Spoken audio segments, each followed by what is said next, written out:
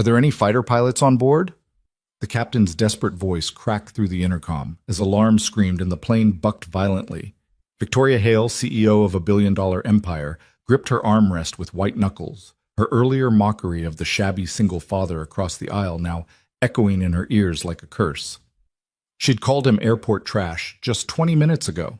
Now that same man was rising from his seat with a calmness that defied the chaos. Who was he? And why did his eyes hold the steady certainty of someone who'd faced death before and won?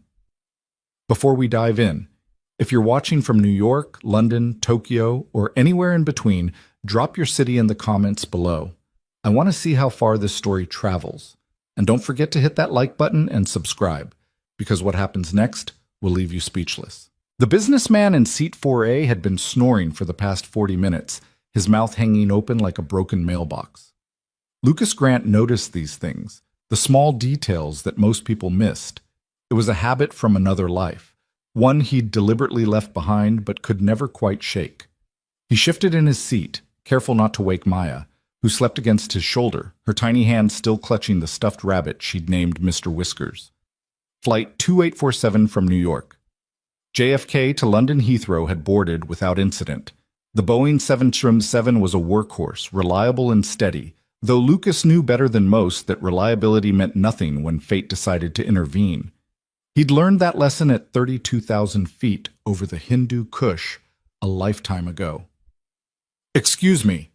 The voice was sharp, cutting through the ambient hum of the aircraft like a scalpel. "Could you control your child?"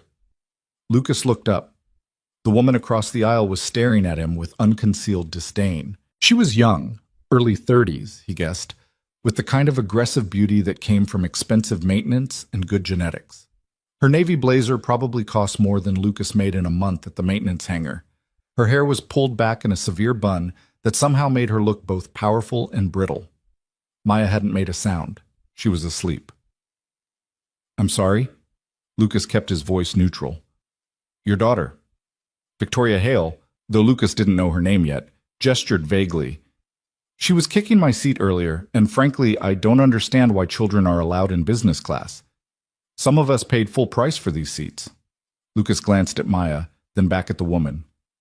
"She's been asleep for 20 minutes, and she's 4 years old. She wasn't kicking your seat." "Well, she was certainly making noise during boarding."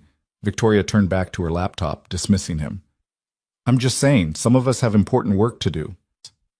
The flight attendant, a kind-faced woman named Sarah, who'd helped Lucas settle Maya earlier, appeared from the galley. "Is everything all right here?" "Fine," Lucas said quietly. "Everything's fine." Victoria made a small sound of disapproval, but said nothing more. Sarah gave Lucas a sympathetic smile and moved on. Lucas exhaled slowly, reminding himself that Maya was what mattered. Not this woman's judgment, not her assumptions, just Maya. He pulled out his phone, scrolling through the photos he'd taken at the airport. Maya grinning in front of the departure board. Maya pressing her nose against the window, watching planes taxi. Maya had never been on a plane before. For her, this was magic. For Lucas, it was complicated. "Did you seriously get business class tickets working at the airport?" Victoria's voice again, quieter this time, but no less cutting. She wasn't looking at him, addressing her laptop screen as if she were talking to herself. But the words were clearly meant for him. Lucas had learned to recognize his type immediately. His worn Carhartt jacket, the fraying backpack, the permanent grease stain on his left sleeve from yesterday's shift, all of it screamed blue-collar to someone like her. She'd constructed an entire narrative about him without knowing a single true thing. "Actually," Lucas said carefully, "I used points." Victoria's expression suggested she didn't believe him. "Airport employee benefits must be better than I thought." She'd half guessed right. Lucas did work at the airport, JFK's Hangar 7, specifically, in the maintenance division. He'd been there for 3 years, ever since the medical discharge, the divorce, the slow rebuild of a life that had once meant something different. "Something like that," he replied, choosing not to elaborate. "Well," Victoria finally looked at him directly, her eyes scanning him with the clinical efficiency of someone conducting an inventory. "I hope you appreciate it. Some of us actually earned these seats." The implication hung in the air like exhaust fumes. Lucas felt the familiar tightness in his chest. Not anger, exactly, but something older and wearier. The assumption that manual labor meant lesser value, that his hands, scarred and calloused from years of working on aircraft, made him less worthy of space in the world. He could have told her. Could have explained that he'd earned his place in this cabin and every other skybound space 1,000 times over. Could have described the first time he'd soloed an F-16, the way the Earth had fallen away, and he'd understood, truly understood, what it meant to be human and tiny and infinite all at once. Could have listed the commendations, the missions, the saves, but he'd promised himself he wouldn't do that anymore. Wouldn't use the past as a shield. That life was gone, and anyway, people like Victoria Hale wouldn't care. They'd already decided who he was. Maya earned them, Lucas said instead, his voice soft. She's been through a lot this year. She deserves something special. Victoria's expression flickered, something almost like curiosity crossing her face before the professional mask settled back into place. Right, she said, returning to her laptop. Well, try to keep her quiet. Sarah returned with drinks. Lucas accepted water for himself and apple juice for Maya, who was starting to stir. The little girl's eyes fluttered open, and she smiled up at her father with the kind of unconditional trust that still broke his heart daily. Are we flying yet, Daddy? We are, sweetheart. We're way up in the sky. Can we see the clouds? Lucas raised the window shade. Outside, the Atlantic stretched endlessly, moonlight painting silver paths across the water. Maya gasped, pressing her hands against the plastic pane. It's so beautiful. It is, Lucas agreed, watching her face instead of the view. It really is. Across the aisle, Victoria glanced over despite herself. For just a moment, her expression softened. Then she caught herself and looked away, jaw tightening. The flight settled into its rhythm. Other passengers dozed or worked or watched movies on their seatback screens. Lucas helped Maya color in the activity book Sarah had provided, patiently identifying different types of aircraft in the pictures. A 737, an A320, a Dreamliner. Maya repeated the names carefully, treating each one like a precious secret. You know a lot about planes, Victoria said suddenly. She'd been watching them, Lucas realized, listening. I work around them, Lucas replied. Not a lie, just not the whole truth. As a mechanic? Something like that. That's nice. The word was inflected with the particular condescension reserved for jobs people considered beneath them. I'm sure it's very hands-on. Lucas didn't respond. Maya was showing him her drawing, a lopsided airplane with a purple fuselage and smile windows. He praised it enthusiastically, making her giggle. I run Hale Dynamics, Victoria continued, apparently deciding this man was worth educating about her importance. We're a tech consulting firm. Fortune 500 clients. I just closed a deal worth $42 million. Congratulations, Lucas said, meaning it. Success was success, even when it came wrapped in arrogance. It's exhausting, honestly. The travel, the pressure, everyone wanting something from you. She sipped her wine, a California Chardonnay that Lucas knew cost $18 a glass. He'd seen the menu. I barely have time to sleep, let alone, well, other things. She gestured vaguely toward Maya, the implication clear. Children were inconvenient, incompatible with real achievement. Lucas felt Maya lean against him, already drowsy again. Everyone makes choices, he said quietly. Exactly. Victoria seemed to think he was agreeing with her. I chose my career. I chose to be excellent. Some people choose other paths. The dismissal in those words, other paths, felt like a physical thing. Lucas had heard variations of this speech before, from his ex-wife's lawyer during the custody hearing, from former colleagues who'd traded their flight suits for corner offices, from people who measured worth in titles and bank accounts. He'd chosen Maya. When everything had fallen apart, the discharge, the medical bills, the divorce, he'd chosen his daughter. He'd taken the maintenance job because it was stable, because it let him be present, because showing up mattered more than status. Must be nice, Victoria continued, her tone suggesting it was anything but. Having such simple priorities. Clock in, clock out. No real responsibility. Lucas looked at her then, really looked. Beneath the polish and the performance, he saw something familiar. Fear. The kind that came from building an identity so fragile it required constant reinforcement through comparison. She needed him to be small so she could feel large. Everyone's responsible for something, he said, just not always the same things. Victoria's phone buzzed. She glanced at it and scowled. Unbelievable. My assistant booked me the wrong hotel. I specifically said the Savoy, and she stopped, seeming to remember her audience. Well, you wouldn't understand. Service industry problems. Lucas almost laughed. Almost told her he'd stayed at the Savoy once, courtesy of a grateful ambassador whose daughter he'd helped evacuate from a hot zone. Almost described the view from the room, the weight of the medal ceremony afterward, the way his wife had looked at him across the ballroom like he was a stranger in dress blues. But he didn't. Instead, he helped Maya settle back against his shoulder, stroking her hair until her breathing evened out. These were the moments that mattered. Not Victoria's opinion, not the ghost of his former life, just this, his daughter safe, warm, sleeping peacefully at 37,000 feet. The cabin lights dimmed for the night service. Passengers reclined their seats, pulled out blankets, adjusted eye masks. The flight attendants moved quietly through the aisles, collecting glasses and offering final beverages. Sarah paused beside Lucas. You're doing great with her, she whispered, nodding at Maya. It's not easy traveling alone with a little one. Thank you, Lucas said, genuinely grateful. My daughter's about the same age. I know how it is. Sarah smiled, then moved on. Victoria, Lucas noticed, had been listening. When she caught him looking, she turned away quickly, something almost like shame flickering across her face before she masked it. The turbulence started small. Just little bumps, the kind that make drinks ripple but don't really concern anyone. Lucas felt it in his body before his mind registered it, the subtle shift in air pressure, the change in the engine's pitch. Old instincts, impossible to kill.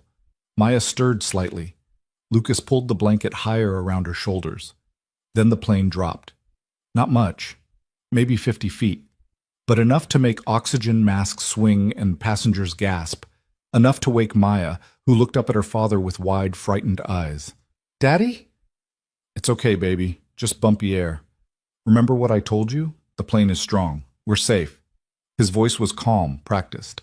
The same tone he'd used to talk down rookie pilots having their first combat panic, to reassure civilians during evacuations, to convince himself during the long nights after the crash that he'd fly again. The seatbelt sign dinged on. The captain's voice came through the speakers, professionally unconcerned. Folks, we've got some rough air ahead. Please return to your seats and make sure your seatbelts are fastened. Flight attendants, take your seats. Victoria gripped her armrest. Her laptop slid slightly on the tray table, and she caught it quickly, closing it with shaking hands. Another drop. Harder this time. Someone behind them yelped. A carry-on bag tumbled from an overhead compartment, landing with a thud. Ladies and gentlemen, the captain again, we're experiencing some unexpected turbulence. We're working on finding smoother air. Please remain seated with your seatbelts fastened. The plane shook, really shook, like something huge had grabbed them and wouldn't let go. Maya whimpered, and Lucas wrapped his arms around her. Listen to me, sweetheart. Feel my breathing? Slow and steady. You do it with me. In and out. In and out. Maya tried, her small chest rising and falling in imitation of his. Lucas kept his focus entirely on her, but his peripheral awareness tracked everything else. The flight attendants strapping into their jump seats, their faces professional but tense. The businessman in 4A, now very much awake and very much terrified. The woman 3 rows back praying in Spanish. And Victoria, knuckles white against the leather armrest, her carefully constructed composure crumbling with each violent shake. Is this normal? Her question was directed at no one. At everyone. It's just weather, Lucas said evenly. The plane can handle much worse than this. How do you know? The sharp edge was gone from her voice, replaced by something raw and honest. Fear had a way of stripping away pretense. I just do. Now the turbulence intensified. Not the gentle roller coaster bumps of normal rough air, but something meaner, more sustained. The cabin groaned. Overhead lights flickered. Several people were crying now, making no effort to hide it. Lucas's mind, trained by thousands of hours in the cockpit, automatically began processing information.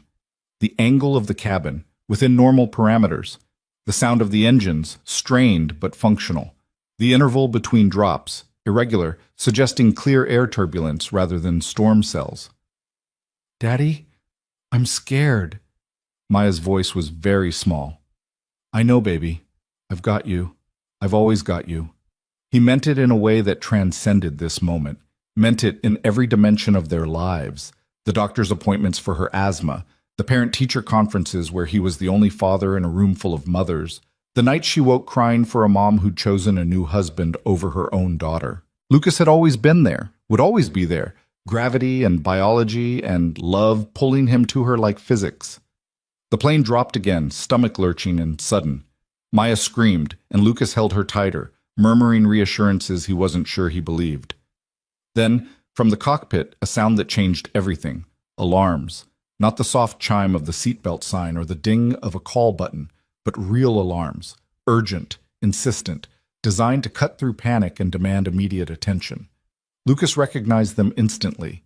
Every pilot did. They were the sounds that preceded emergency checklists, difficult decisions, and occasionally disaster. The captain's voice returned, and this time there was no professional unconcern. "This is Captain Morrison. We have a situation. I need everyone to remain calm and stay in your seats." Victoria made a sound like a wounded animal. Around them, panic was beginning to spread, the kind that could turn dangerous quickly in an enclosed space at altitude. "We have a medical emergency in the cockpit," the captain continued. "If there are any doctors on board, please identify yourselves to the flight attendants immediately." Sarah appeared from the galley, moving quickly down the aisle. Two passengers raised their hands, a woman near the front, a man near the back. Sarah collected them both, directing them forward. Lucas watched this unfold with increasing dread. Medical emergency in the cockpit meant crew incapacitation, and if it was serious enough to require passenger doctors. The plane shook again, harder than before. Not turbulence this time, evasive maneuvering.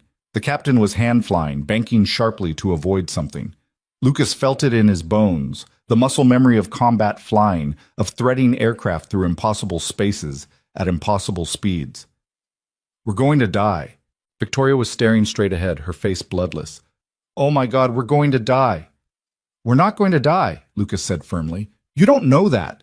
You're just a—" She stopped, seeming to remember his daughter. "You don't know that," she finished quietly. "I do know that," Lucas said, and something in his tone made her look at him sharply. Time stretched. Lucas tracked it through the interval between heartbeats, through the rhythm of his breathing, through the counting he'd learned in survival training. 3 minutes since the alarms started. 5 minutes since the doctors went forward. 7 minutes of increasing turbulence and no update from the cockpit. Maya had gone very still against him, the kind of quiet that children achieve only in genuine terror. Lucas whispered to her constantly, fragments of songs, pieces of stories, promises about tomorrow and next week and next year.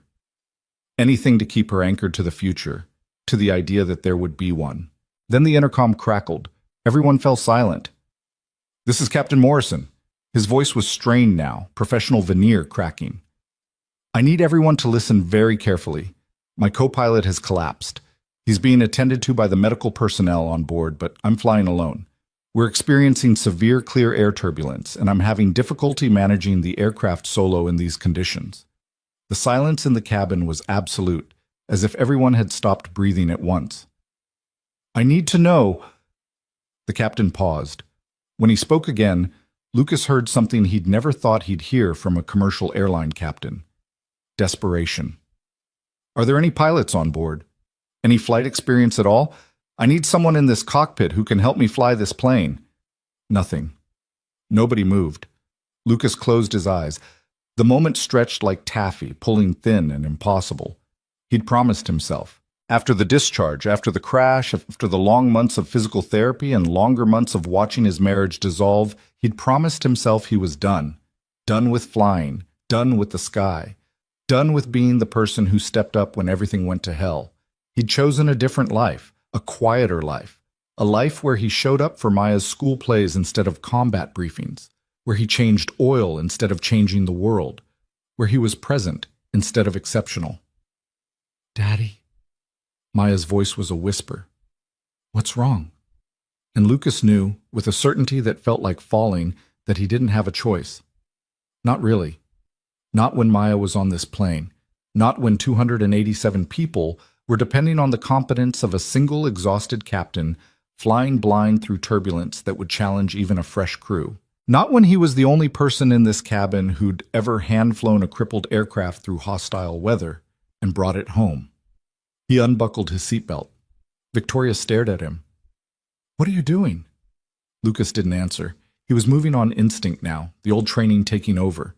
He knelt beside Maya, taking her face gently in his hands. Baby, I need you to be very brave for me, okay? I need to go help the captain fly the plane. But you fix planes, Daddy. You don't fly them. Her voice wavered. I used to fly them, sweetheart, a long time ago, and right now the captain needs someone who knows how. He pulled Mr. Whiskers from the seat pocket, tucking the rabbit into her arms. Sarah is going to come sit with you. You're going to hold Mr. Whiskers tight and be the bravest girl in the whole sky. Can you do that for me? Maya nodded, tears streaming down her face, but she nodded. Lucas stood. The entire cabin was watching him now. This shabby airport worker in the worn jacket, walking toward the cockpit like he belonged there. Sir? Sarah appeared at his elbow. Sir, you need to return to your seat. I'm a pilot, Lucas said quietly. Fighter pilot. 12 years active duty. I can help. Sarah's eyes widened. She glanced toward the cockpit, then back at Lucas. Decision made, she nodded sharply. Go, I'll watch your daughter. Lucas started moving forward, each step feeling like crossing a border from one country to another. Behind him, he heard Victoria's voice, shock stripping away the condescension. Wait, what? He's a pilot? He's a fighter pilot? But Lucas didn't stop, didn't turn around, didn't acknowledge the question. He was already shifting into a different version of himself, the one he'd tried to leave behind but had never truly escaped, the one who'd been trained for exactly this kind of impossible situation, the one who didn't fail.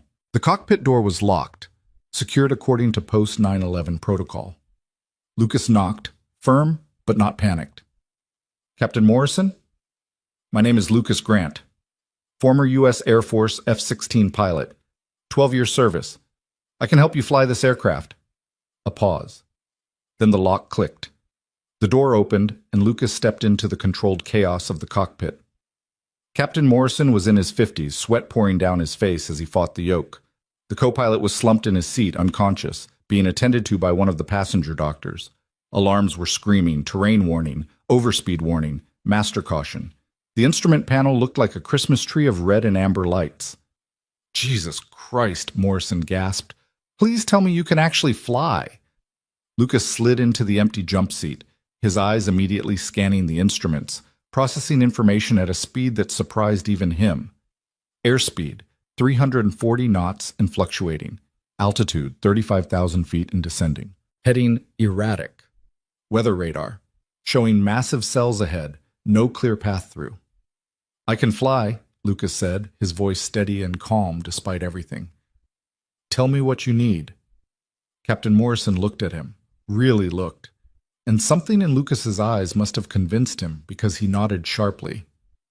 Take the controls. I need both hands for the radio and navigation. Can you hold her steady while I coordinate with air traffic control? Lucas didn't hesitate. He reached for the co-pilot's yoke, his hands finding their positions with the kind of muscle memory that never truly fades. The moment his fingers wrapped around the controls, something shifted inside him, not a return to who he'd been, but a recognition that this part of him had never really left. I have the aircraft, Lucas said, using the formal language of cockpit handoffs. You have the aircraft, Morrison confirmed. And just like that, Lucas Grant, maintenance worker, single father, man who'd walked away from the sky, was flying again. The plane bucked beneath them like something alive and angry. Lucas felt the turbulence through his hands, through the seat, through the marrow of his bones. This was worse than the approach to Bagram, worse than the sandstorm over Fallujah. This was Mother Nature at her most violent, and he was sitting in the cockpit of a civilian aircraft that had never been designed for this kind of abuse. Mayday, mayday, mayday, Morrison was saying into the radio. This is United 2847 Heavy. We have a medical emergency, pilot incapacitation, and severe turbulence, requesting priority vectors and immediate descent to smoother air. The response crackled back, professional but urgent. Lucas tuned it out, focusing entirely on the aircraft. He could feel her, the way she wanted to roll left, the way the nose kept pitching up, the way the engines were straining. He made minute adjustments, fighting to keep them level, burning through years of training in seconds. "How bad is he?" Lucas asked, nodding toward the unconscious co-pilot. "Possible stroke," the doctor said. She was young, Indian, her hands steady despite the chaos. "We need to land, soon." "Working on it," Morrison said tersely. He was pulling up weather data, navigation charts, calculating options. "Gander is closest, but we'd have to descend through this mess. Shannon would be smoother, but adds 90 minutes. "We can make Gander," Lucas said. He didn't explain how he knew, didn't mention the dozens of emergency approaches he'd made to forward operating bases in worse conditions with less fuel and more enemy fire. He just knew. Morrison looked at him again, longer this time. "Air Force, you said?" "Yes, sir." "Combat?" "Yes, sir." "Then I'm trusting you to get us through this alive." Morrison's voice cracked slightly. "I've been flying for 30 years, and I've never felt anything like this. It's like the air wants to kill us." Lucas understood that feeling. He'd felt it before, the sense that the universe had decided you were finished and was just working out the details. The trick was not accepting it. The trick was fighting until you won, or until there was nothing left to fight with. "We're not dying today," Lucas said, and he meant it with every fiber of his being. Behind him, through the open cockpit door, he could hear the murmur of frightened passengers, the crying, the praying. He thought of Maya, small and terrified, clutching her rabbit. He thought of Victoria, her earlier cruelty now seeming small and distant. He thought of all the people on this plane who'd boarded thinking about their destinations, their meetings, their families, never imagining their lives would depend on the skills of a washed-up fighter pilot who'd come to terms with never being special again. The turbulence intensified. A massive updraft hit them, slamming the plane upward like a toy. Lucas pushed forward on the yoke, fighting to maintain altitude discipline. Too high, and they'd burn extra fuel. Too low, and they'd be closer to the terrain that was somewhere below them in the darkness. "Jesus!" Morrison shouted as they dropped again. "Did you feel that? We're being thrown around like—" "I feel it," Lucas said calmly. "Keep working the radio. I've got the aircraft." And he did. Despite everything, the screaming alarms, the violent movements, the fear trying to claw its way into his chest, Lucas had the aircraft. His hands were steady, his breathing was controlled, his mind was clear. This was what he'd been trained for. Not this exactly. He'd never flown a 777 before, had never sat in a commercial cockpit, but the essence of it, the high-stakes decision-making, the physical skill, the absolute refusal to accept defeat. United 2847 Gander Control. "We're clearing all traffic. Your priority. Descend to flight level 250. Vectors coming." Morrison read back the clearance, then looked at Lucas. "You ready for this?" Lucas thought about all the people behind him, about Maya, about the promise he'd made to himself to always come home to her, about the second chance he'd been given when the crash hadn't killed him. "Let's bring her down," he said. And as he eased the yoke forward, beginning the descent through the worst weather he'd seen in 15 years of flying, Lucas Grant accepted something he'd been running from for 3 years. You couldn't escape who you were. You could only choose what to do with it. The night was about to get much worse before it got better. But for the first time since the discharge, since the divorce, since the morning he'd woken up in a hospital bed and learned his flying days were over, Lucas felt like himself. Completely, terrifyingly, undeniably himself. And somewhere in the cabin behind him, as word spread through the frightened passengers that a fighter pilot had taken the controls, Victoria Hale sat frozen in her seat, staring at the space where Lucas had been sitting, finally beginning to understand the magnitude of her error. The descent through 35,000 feet felt like falling through concrete. Every 1,000 feet brought new turbulence, new challenges, new reasons for Lucas's training to override his fear. His hands moved across the controls with practiced precision, making constant micro-adjustments that kept the massive aircraft from tearing itself apart. "Airspeed's climbing," Morrison said, his voice tight. "Watch the overspeed." Lucas was already pulling back the throttles, feeling the engines respond. The 707 was nothing like an F-16. It was heavier, slower to respond, less forgiving of mistakes. But the principles remained the same. Respect the machine. Understand the physics. Don't fight the aircraft. Work with it. 33,000, Lucas called out, reading the altimeter. Rate of descent 2,000 feet per minute. That's too fast. Morrison's hands hovered over his own controls, ready to intervene. You need to shallow it out. Not yet. Lucas kept his eyes on the instruments. We need to get below this weather layer. The violence is worse between 32 and 28,000. If we descend too slowly, we'll get beaten to death. Morrison stared at him. How could you possibly know that? Experience, Lucas said simply. He didn't elaborate. Didn't mention the intelligence briefings about atmospheric conditions over hostile territory. The countless hours studying weather patterns because knowing them could mean the difference between completing a mission and becoming a statistic. The plane shuddered violently. Behind them, through the open cockpit door, Lucas heard screams. He forced himself not to think about Maya, about whether Sarah was keeping her calm, about whether his daughter would remember this night as the time her father saved her or the time he wasn't there when she needed him most. United 2847 Gander Control. We're showing you at 330 descending. Confirm you're still in control of the aircraft? Morrison grabbed the radio. Affirmative, Gander. We have an experienced military pilot assisting. Continuing descent as planned. Copy that, 22847. Be advised, we're getting reports of severe turbulence from multiple aircraft in your vicinity. Recommend descent to flight level 200 for smoother conditions. 200, Roger, Morrison said. He looked at Lucas. That's 20,000 feet. You comfortable taking us that low? Lucas did the math instantly. They were currently at 33,000. A descent of 13,000 feet through the worst turbulence he'd ever experienced in a civilian aircraft. With 287 souls on board depending on him not to make a single critical mistake. I'm comfortable, he said, and was surprised to find it was true. The doctor working on the co-pilot looked up. We need to land soon. His condition is deteriorating. I've done what I can, but he needs a hospital. How long? Lucas asked. 30 minutes. Maybe 45 if we're lucky. Lucas glanced at Morrison. What's our ETA to Gander? At current rate of descent and approach speed? Morrison's fingers danced across the flight management computer. 38 minutes to touchdown. Then we don't have a choice, Lucas said. We push through. Morrison nodded slowly, then reached over and squeezed Lucas's shoulder. It was a gesture of trust that carried more weight than words. This stranger, this man who'd been dismissed as airport maintenance just an hour ago, now held all their lives in his hands. Take us down, Morrison said. Lucas began the descent in earnest. The turbulence at 30,000 feet was unlike anything he'd prepared for. The 777 pitched and yawed, the wings flexing in ways that would have been terrifying if Lucas hadn't understood the engineering tolerance built into modern aircraft. Boeing had designed these planes to withstand forces far beyond what any sane pilot would subject them to. But sane pilots didn't often find themselves flying through atmospheric blenders at night over the North Atlantic.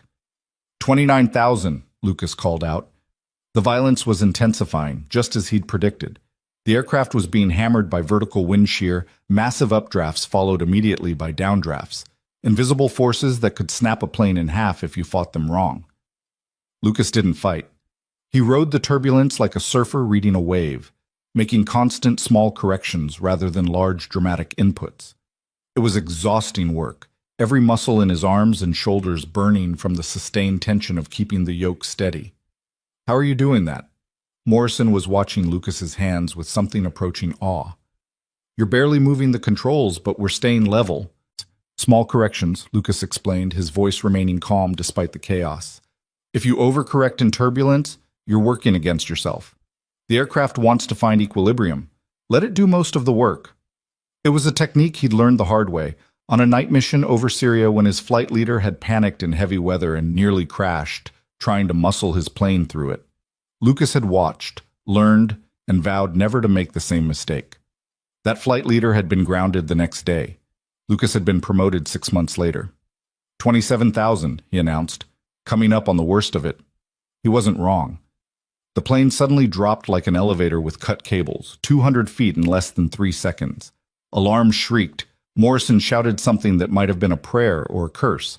The doctor braced herself against the bulkhead, her medical bag spilling instruments across the cockpit floor. Lucas pulled back on the yoke, not fighting the drop but managing their recovery. The plane's nose came up, the engines roared, and they arrested the descent at 26,700 feet. "Holy hell," Morrison breathed. "We just fell." "I know." Lucas's voice was still steady, but his heart was hammering against his ribs. That kind of drop in a fighter jet was Tuesday. In a commercial airliner full of civilians, it was the stuff of nightmares. "Everyone okay back there?" Morrison keyed the intercom. "Folks, we're experiencing severe turbulence as we work to descend to smoother air. Please remain seated with your seatbelts fastened. We're doing everything we can to make this as smooth as possible." It was a lie, of course. There was nothing smooth about this. But it was a necessary lie, the kind that kept panic from spreading like wildfire through the cabin. Lucas continued the descent. 26,000. 25. 24. Each 1,000 feet felt earned, paid for in sweat and concentration, and the kind of sustained mental effort that left no room for doubt or fear or anything except the immediate present moment.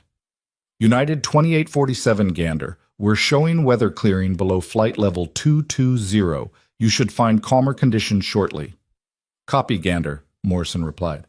"That's the best news I've heard all night." At 23,000 feet, the turbulence began to ease. Not disappear, they were still being jostled, but the violent shaking gave way to something more manageable. Lucas felt the change in the aircraft's handling, the way the controls became less resistant, more responsive. "It's working," Morrison said, relief flooding his voice. "We're getting below it." Lucas allowed himself the smallest of smiles. "Not out of it yet. Keep monitoring the weather radar. I don't want to run into any embedded cells on approach." On it.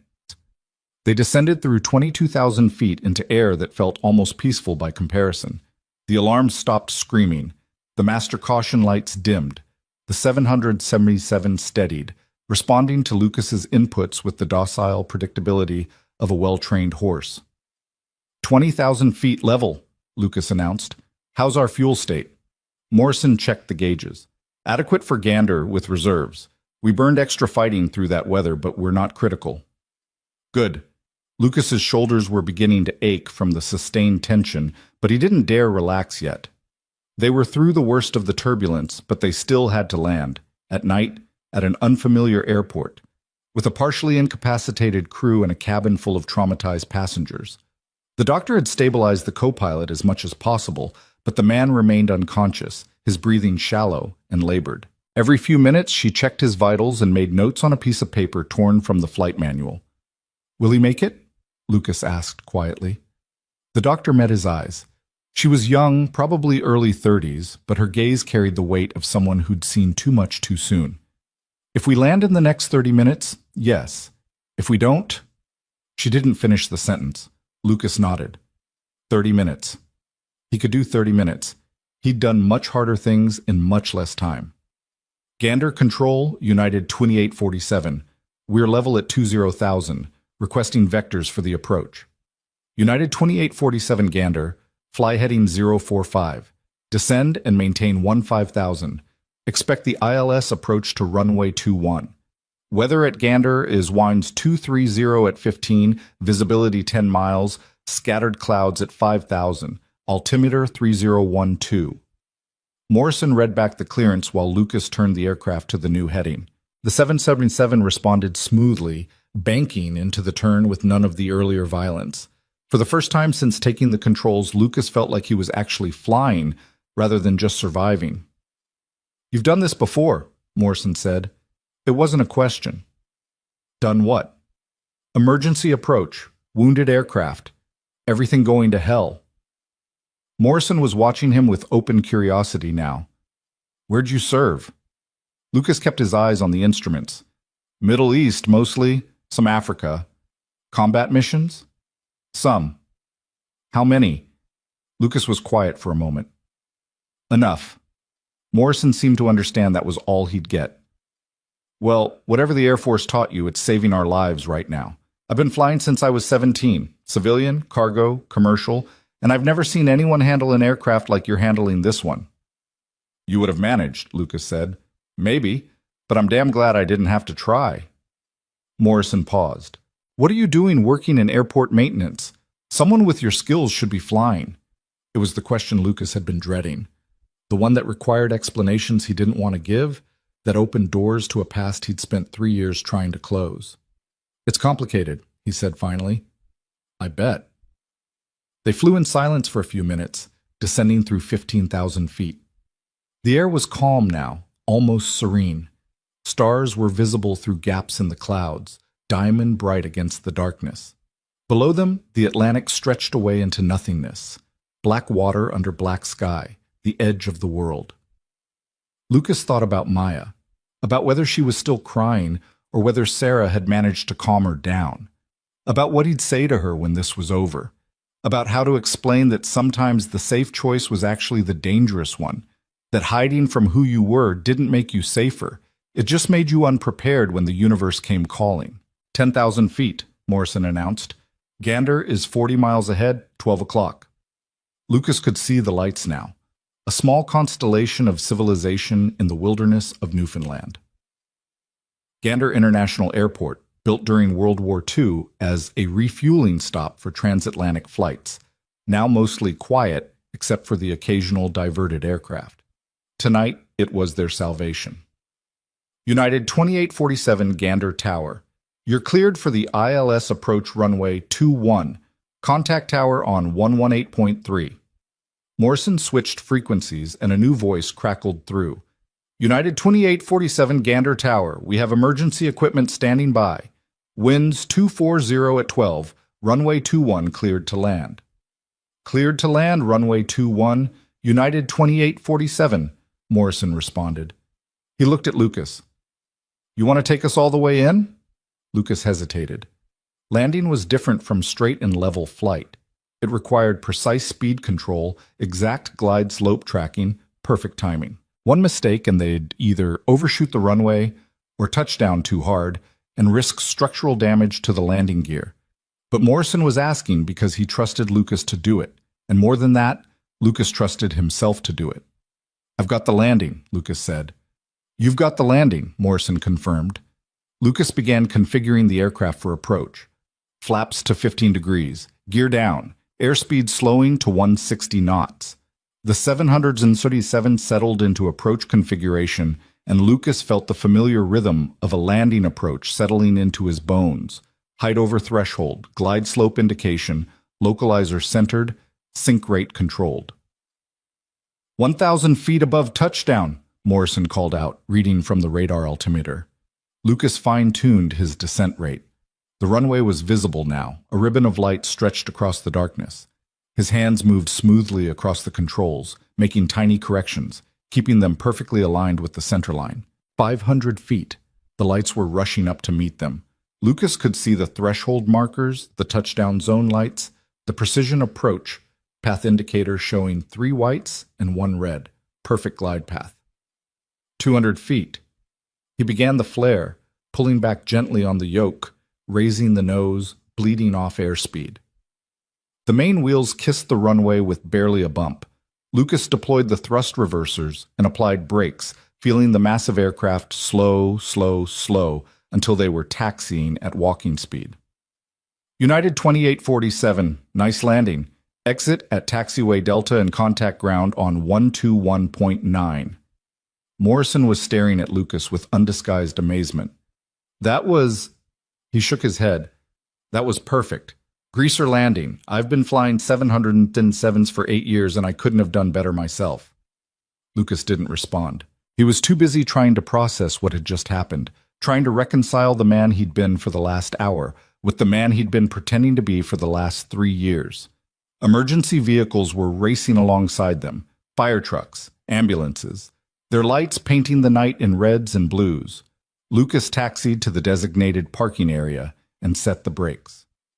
Parking checklist complete, Morrison said. We're down. We're safe. Thanks to you.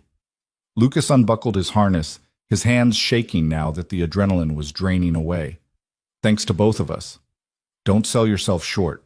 Morrison extended his hand. Captain Tom Morrison, and I owe you my life. Lucas shook his hand. Lucas Grant. And you don't owe me anything. The doctor was already preparing the co-pilot for transport. Paramedics crowded into the cockpit, professional and efficient, loading the unconscious man onto a stretcher. Within minutes, he was gone, wheeled across the tarmac toward a waiting ambulance. He'll make it, the doctor said to Morrison. Thanks to you getting us down when you did. Thank Lucas, Morrison said. He did the flying. The doctor turned to Lucas, really seeing him for the first time. You're military? Was, Lucas said. Well, whoever you are, you just saved a lot of lives. She smiled tiredly. I'm Dr. Priya Sharma, and I'm very glad you happened to be on this flight. So am I, Lucas said, and meant it. The cabin door opened. Sarah appeared, her face streaked with tears. Lucas, oh, thank goodness. Maya won't stop crying for you. She's been so brave, but she needs her father. Lucas was moving before Sarah finished speaking, pushing past the emergency personnel, through the galley, into the cabin where passengers were still strapped into their seats, some crying, some praying, some just sitting in shocked silence. Maya saw him and screamed, Daddy! He ran to her, scooping her into his arms, and she wrapped herself around him like a small, desperate monkey. Her face was wet with tears, her whole body shaking. I've got you, baby. I've got you. We're safe now. We're on the ground. I was so scared. You were gone and the plane was shaking, and I thought, Shh, I know. But I told you I'd come back, didn't I? I always come back to you. Lucas held his daughter, rocking her gently, and became aware that every eye in the cabin was on him. Passengers were staring with expressions ranging from gratitude to awe to confusion. He'd walked toward the cockpit as a nobody. He was returning as the man who'd saved them all. Across the aisle, Victoria Hale sat frozen, her perfect composure shattered. Her mascara had run, leaving dark tracks down her cheeks. Her hands were gripping the armrest so tightly her knuckles had gone white. She was staring at Lucas like she'd seen a ghost. You? Her voice was barely a whisper. You're a fighter pilot, a real fighter pilot. Lucas didn't answer. He was too focused on Maya, on calming her trembling, on being present in this moment that mattered more than Victoria's shock or anyone else's reaction. Ladies and gentlemen, Captain Morrison's voice came over the intercom. We've landed safely in Gander, Newfoundland. I want to thank you for your patience and courage during that difficult flight. I also want to introduce you to the man who made our safe landing possible. In our darkest moment, when I thought we might not make it, a passenger came forward. His name is Lucas Grant. He's a former U.S. Air Force fighter pilot, and he spent the last 40 minutes helping me fly this aircraft through conditions I never want to see again. Without his skill and his bravery, we wouldn't be here right now. Mr. Grant, wherever you are, thank you. From all of us, thank you. The cabin erupted in applause. Passengers were standing now, turning to look for Lucas, some reaching out to touch his shoulder, to shake his hand. The businessman from 4A was openly weeping. An elderly woman clutched at his sleeve, whispering blessings. Lucas wanted to disappear. This attention, this recognition, it was everything he'd been avoiding, but Maya was in his arms, safe and warm, and that made everything else bearable. Sarah appeared at his side. They're going to deplane soon. Emergency buses are here to take everyone to the terminal, but Morrison wants to speak with you before you go. Lucas nodded. He looked down at Maya. Can you be brave just a little bit longer, sweetheart? Just until we get inside? Maya nodded against his chest, still clinging to him. The deplaning process was organized chaos. Passengers gathered their belongings, helping each other, moving slowly down the aisles. Many stopped to thank Lucas personally, their gratitude genuine and overwhelming. He accepted it awkwardly, unused to being the center of attention, uncomfortable with praise. Victoria approached last. She stood in the aisle, blocking his path, her eyes red-rimmed and uncertain. I need to apologize, she said. What I said before. About you. About your daughter. She faltered, searching for words. I was wrong. About everything. Lucas could have been cruel, could have thrown her earlier words back at her, could have made her feel as small as she'd made him feel, but he was too tired for cruelty, and anyway, Maya was listening. Apology accepted, he said simply. No. Victoria shook her head. You don't understand. I need to... Can we talk? Later? After you've settled your daughter? Maybe, Lucas said. Right now I just need to take care of Maya. Victoria nodded, stepping aside to let them pass. But as Lucas moved by her, she spoke again, so quietly he almost didn't hear. My father was military. He used to talk about men like you. I never understood what he meant until tonight. Lucas paused, looking back at her. What did he used to say? That the real heroes are the ones who don't want to be heroes, who just do what needs to be done and then go home. Victoria's voice cracked. He'd have been proud to fly with someone like you. There was something in her tone, a weight behind the words that suggested a story Lucas didn't know yet. But before he could respond, Maya tugged at his sleeve. Daddy, I'm cold. Okay, baby, let's get you inside where it's warm. The terminal at Gander was small but efficient. Airport staff had mobilized quickly, setting up a crisis response area with blankets, hot drinks, and phone banks for passengers to call loved ones. The airline had sent representatives who were working to arrange hotels and onward travel. Lucas found a quiet corner and sat down with Maya in his lap. She'd finally stopped crying, but she refused to let go of him. Sarah brought them hot chocolate and cookies, which Maya accepted but didn't eat. How is she? Sarah asked quietly. Scared, but she'll be okay. Lucas stroked Maya's hair. Kids are resilient. So are parents, Sarah smiled. What you did up there? I've been flying for 12 years and I've never seen anything like it. You were incredible. I was doing my job. That's not your job anymore, though, is it? You work in maintenance. Lucas was quiet for a moment. Yeah, I do. But you flew fighters. Why did you stop? It was an innocent question, asked with genuine curiosity, but it cut deeper than Sarah could know.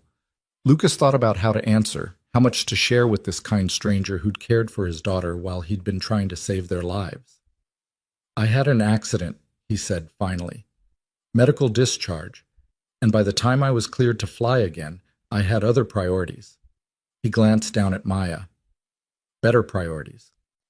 Sarah seemed to understand that was all she'd get. Well, for what it's worth, I'm glad you were on our flight tonight, and I'm glad you're the kind of father who puts his daughter first. Before Lucas could respond, Captain Morrison appeared, still in his uniform, looking exhausted but relieved. Lucas, can we talk privately for a minute? Lucas looked at Sarah, who nodded. I'll stay with Maya.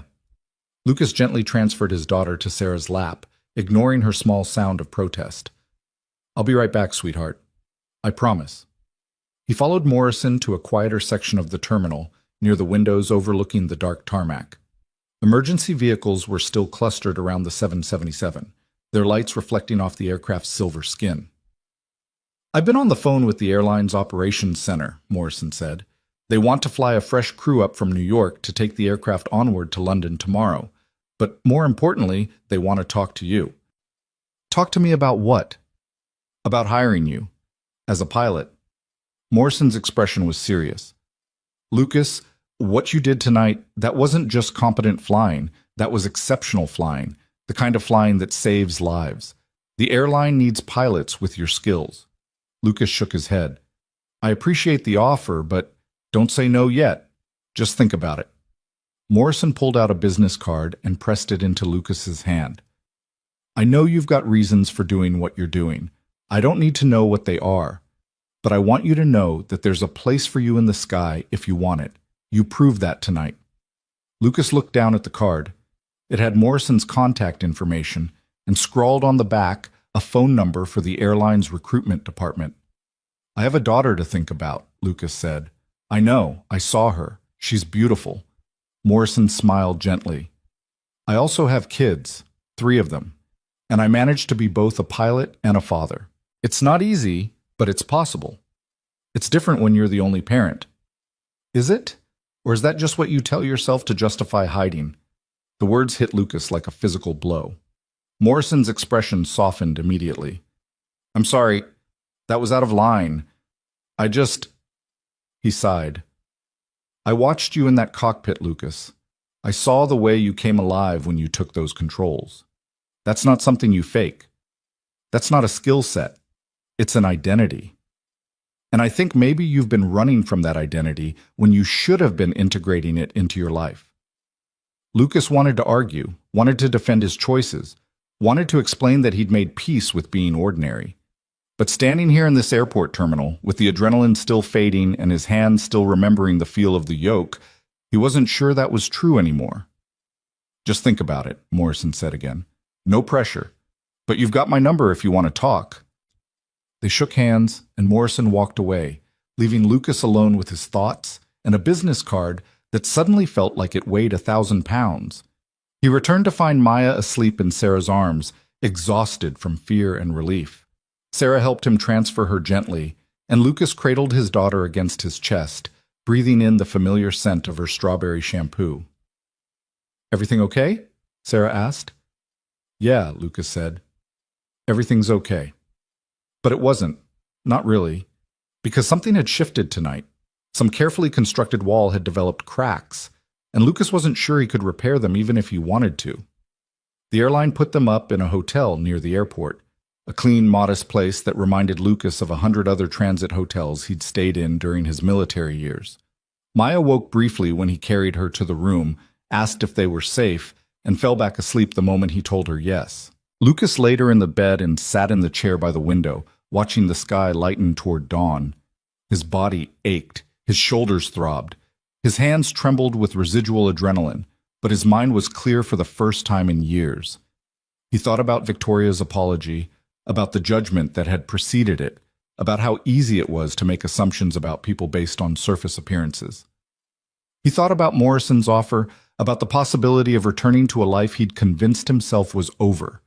He thought about Maya, about what kind of example he was setting, about whether playing it safe was actually the same thing as being wise.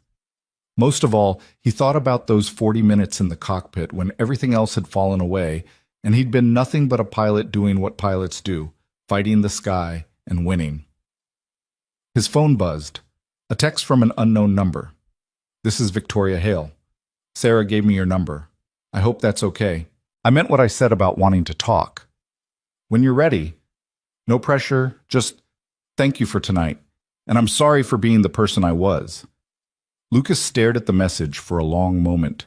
Then he typed back, "Apology already accepted. Get some rest. It's been a long night for all of us." The reply came almost immediately. "My father would have liked you. He'd have said you were the real deal." Lucas frowned at his phone. There was something there, some story he didn't understand yet, some connection he couldn't quite grasp, but he was too exhausted to pursue it now. He set the phone aside and watched the sun rise over Newfoundland, painting the sky in shades of gold and pink. In the bed, Maya stirred and murmured something in her sleep. Lucas moved to her side, pulling the blanket higher around her shoulders. Tomorrow, they'd continue to London. Tomorrow, he'd have to decide what to do about Morrison's offer. Tomorrow, he'd have to figure out how to explain to a 4-year-old why her father had disappeared into a cockpit and come back different. But tonight, this morning, he was just Lucas Grant, single father, sitting vigil over his sleeping daughter, grateful beyond measure that they'd both survived to see another sunrise. The sky outside the window was brilliant now, vast and infinite and full of possibility. Lucas looked at it for a long time, remembering what it felt like to live up there, to belong to that endless blue. Then he closed the curtains, climbed into bed beside Maya, and let himself sleep finally, after the longest night of his life. Lucas woke to find Maya sitting cross-legged on the bed beside him, staring at his face with an intensity that would have been unsettling if it weren't so familiar. Sunlight streamed through the gaps in the curtains, suggesting it was late morning, maybe even early afternoon. "You were snoring," Maya announced solemnly. "Was I?" Lucas's voice came out rough, his throat raw from hours of shouting over engine noise and alarms. Really loud, like a bear. She paused, her small face suddenly serious. "Daddy, were you scared? On the airplane?" Lucas sat up slowly, every muscle in his body protesting. He'd forgotten how physically demanding flying could be, especially under extreme conditions. His shoulders felt like someone had been hitting them with hammers. "Yes," he said, deciding on honesty. "I was scared." "But you went anyway." "I did." "Why?" Lucas pulled Maya into his lap, looking into eyes that were so much like her mother's it sometimes hurt. Because being scared and being brave aren't opposites, sweetheart. Brave means doing the thing that scares you when it needs to be done. Maya considered this with the gravity of someone 3 times her age. Was I brave? You were the bravest person on that whole plane, Lucas said, and meant it. You trusted me even when everything was scary. That takes courage. She leaned against his chest, seemingly satisfied with this answer. They sat like that for several minutes, Lucas breathing in the strawberry scent of her hair, feeling the steady rhythm of her heartbeat against his ribs. This was what mattered. Not the flying, not the recognition, not Morrison's job offer. Just this small person who trusted him completely. A knock at the door interrupted the moment. Lucas glanced at the clock. 1:15 in the afternoon. They'd slept for almost 8 hours. Mr. Grant? A woman's voice, professional and unfamiliar. I'm Jennifer Chen from United Airlines. Captain Morrison asked me to check on you and your daughter. Lucas opened the door to find a petite Asian woman in a crisp airline uniform, holding a tablet and wearing an expression of barely contained awe. Mr. Grant, I can't tell you what an honor this is. She extended her hand. The whole company is talking about what you did last night. You're a hero. I'm not a hero, Lucas said automatically. I just helped land a plane. You saved 287 lives. Jennifer's smile was warm but persistent. That makes you a hero whether you like it or not. May I come in?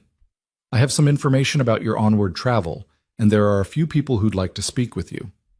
Lucas stepped aside, and Jennifer entered with the efficient professionalism of someone who'd dealt with unusual situations before. She smiled at Maya, who was watching from the bed with frank curiosity. You must be Maya. I heard you were very brave last night. Maya nodded seriously. My daddy flew the airplane. He certainly did. Jennifer turned back to Lucas. We've arranged a fresh aircraft to take you to London this evening. Different plane, different crew, completely checked and certified. We understand if you'd prefer alternative transportation, but the flight is fine, Lucas said. He wasn't going to let fear dictate their choices. And anyway, he needed Maya to see that planes were still safe, that last night had been an aberration. Excellent. Your departure is scheduled for 6 p.m., which gives you a few hours to rest and have a proper meal. Jennifer consulted her tablet. There's also the matter of compensation. The airline would like to offer you complimentary first-class tickets for life, a cash settlement for your distress, and we're prepared to discuss employment opportunities if you're interested. Lucas shook his head. I don't need compensation. I did what anyone would have done. With respect, Mr. Grant, not anyone could have done what you did. Most people don't have 12 years of fighter pilot experience. Jennifer's expression turned serious. Captain Morrison filed a detailed report.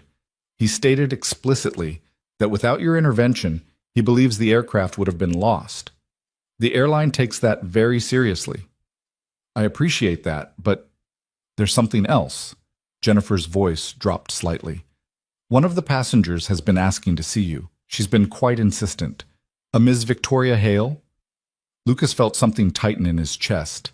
He'd almost forgotten about Victoria in the chaos of landing and getting Maya settled. Almost forgotten the way she'd looked at him in the cabin, the shock and shame in her eyes. She's here? In the hotel? She booked a room on the same floor. She asked me to give you this. Jennifer handed him a folded note. No pressure, obviously. If you'd prefer not to see her, I can convey that message. Lucas unfolded the note. Victoria's handwriting was precise, almost architectural. I know I have no right to ask for your time, but there's something I need to tell you, something about my father, room 412, anytime you're willing. Who's that lady? Maya asked, reading over his shoulder. Someone from the plane, Lucas said. Someone who... We didn't start off on the best terms. Jennifer was watching him carefully. Ms. Hale mentioned she'd been unkind to you before the incident. She seemed genuinely distressed about it. Lucas folded the note and slipped it into his pocket. Tell her I'll stop by before dinner, after I've spent some time with Maya. Jennifer nodded and made a note on her tablet. Perfect. I'll let her know. Is there anything else you need? Room service, perhaps? It's all complimentary, obviously. We're fine, thank you. After Jennifer left, Lucas ordered lunch through room service, grilled cheese for Maya, a burger for himself, and they spent the afternoon doing normal things. Maya colored in her activity book. They watched cartoons on the hotel TV. Lucas helped her practice writing her name, praising each wobbly letter. It was aggressively ordinary, deliberately mundane, an antidote to the terror of the previous night. But as 4 o'clock approached, Lucas found himself thinking about Victoria's note, about the mention of her father, about the weight in her voice when she'd said, "My father was military." "Maya, I need to go talk to someone for a little while. Can you stay here and watch your movie? I'll leave the door open and I'll be right down the hall." Maya looked up from her coloring book, concern flickering across her face. "You'll come back?" "I'll come back in 20 minutes. I promise." "Okay." She returned to her coloring, but Lucas could see the tension in her small shoulders. Last night had shaken her trust in a fundamental way. He'd have to rebuild it carefully, one kept promise at a time. Room 412 was 6 doors down. Lucas stood outside for a moment, gathering himself, then knocked. Victoria opened the door almost immediately. She'd changed clothes since last night, now wearing jeans and a simple sweater instead of her business attire. And without makeup, she looked younger, more vulnerable. Her eyes were red-rimmed, suggesting she'd been crying recently. "Thank you for coming," she said quietly. "I wasn't sure you would. You said it was about your father." "It is. Please, come in." The room was identical to Lucas's, but Victoria had made it her own. Laptop open on the desk, papers scattered across the bed, a framed photograph sitting on the nightstand. Lucas recognized the professional staging of someone who traveled constantly, who'd learned to create temporary homes in anonymous spaces. "Can I get you anything? Water? Coffee?" Victoria's hands fluttered nervously, betraying the polished executive facade. "I'm fine. What did you want to tell me?" Victoria picked up the framed photograph from the nightstand and held it for a moment before handing it to Lucas. It showed a man in military dress uniform, Air Force, Lucas noted, standing with a much younger Victoria. The man was grinning, his arm around his daughter's shoulders, both of them squinting into bright sunshine. "Colonel James Hale," Victoria said softly. "My father. He died 6 years ago." Lucas studied the photograph more closely. Something about the man's face was familiar, though he couldn't place it. "I'm sorry for your loss. He was a pilot, like you. Flew rescue missions, mostly. Helicopters." Victoria's voice was steady but strained. "He spent 25 years in the Air Force, and every single day he talked about the privilege of serving, about the responsibility of the uniform, about the men and women who put themselves in harm's way so others could be safe." She paused, taking the photograph back and staring at it. "I worshipped him when I was young, thought he was invincible.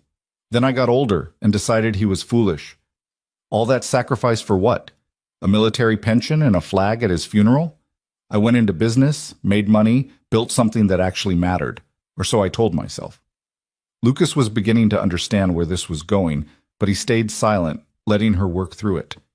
"Last night, when you stood up in that cabin, when you walked toward the cockpit," Victoria's voice cracked, "I saw my father in you. The same certainty, the same quiet competence, the same willingness to step into the fire when everyone else was frozen." She set the photograph down carefully and turned to face Lucas directly. "And I realized I'd spent the entire flight treating you exactly the way I'd learned to treat people like my father. With contempt, with condescension. Because if I convinced myself that service and sacrifice were for suckers, then maybe I wouldn't have to feel guilty about choosing money over meaning." "You don't need to do this," Lucas said gently. "You already apologized." "No, you don't understand." Victoria's eyes were bright with unshed tears. "I need to tell you the rest, about why my father would have recognized you." She walked to the window, staring out at the Newfoundland landscape, rocky and sparse, beautiful in its bleakness. "In 2016, my father was part of a rescue operation in Syria. American contractors trapped behind enemy lines, heavy fire, impossible extraction conditions. 3 helicopters went in, only 2 came out." Lucas felt ice forming in his stomach. 2016. Syria. He knew this story. He'd lived this story. "My father's helicopter was hit by an RPG, went down hard in hostile territory. The mission commander wanted to abort, said it was too dangerous to attempt a second extraction, that they'd already lost one bird and couldn't risk losing more. Victoria's voice was shaking now, but there was an F-16 pilot overhead providing air support. He refused to leave, spent 40 minutes suppressing enemy positions, calling in coordinates, creating a corridor for the rescue team, burned through his fuel reserves, put himself directly in the line of fire, took damage to his aircraft. She turned to look at Lucas, and he saw recognition dawning in her eyes. That pilot managed to keep my father and his crew alive until the rescue team could extract them, but his aircraft was too damaged to make it back to base. He had to eject over the Mediterranean. The ejection went wrong. Spinal compression, shattered vertebrae, months of recovery, medical discharge. The room was very quiet. Lucas could hear his own heartbeat, could feel the old pain radiating through his lower back where the injuries had never fully healed. The pilot's name, Victoria continued, her voice barely a whisper now, was Captain Lucas Grant. Lucas said nothing. What was there to say? He remembered that mission with crystalline clarity, the radio chatter, the smoke, the desperate calculation of how long he could keep providing cover before his fuel ran critical. He remembered the ejection, the violent snap as the seat fired, the sensation of his spine compressing beyond its tolerance. He remembered waking up in a hospital bed and learning he'd never fly fighters again. My father talked about you, Victoria said. For years. He tried to find you, to thank you, but you disappeared after the discharge.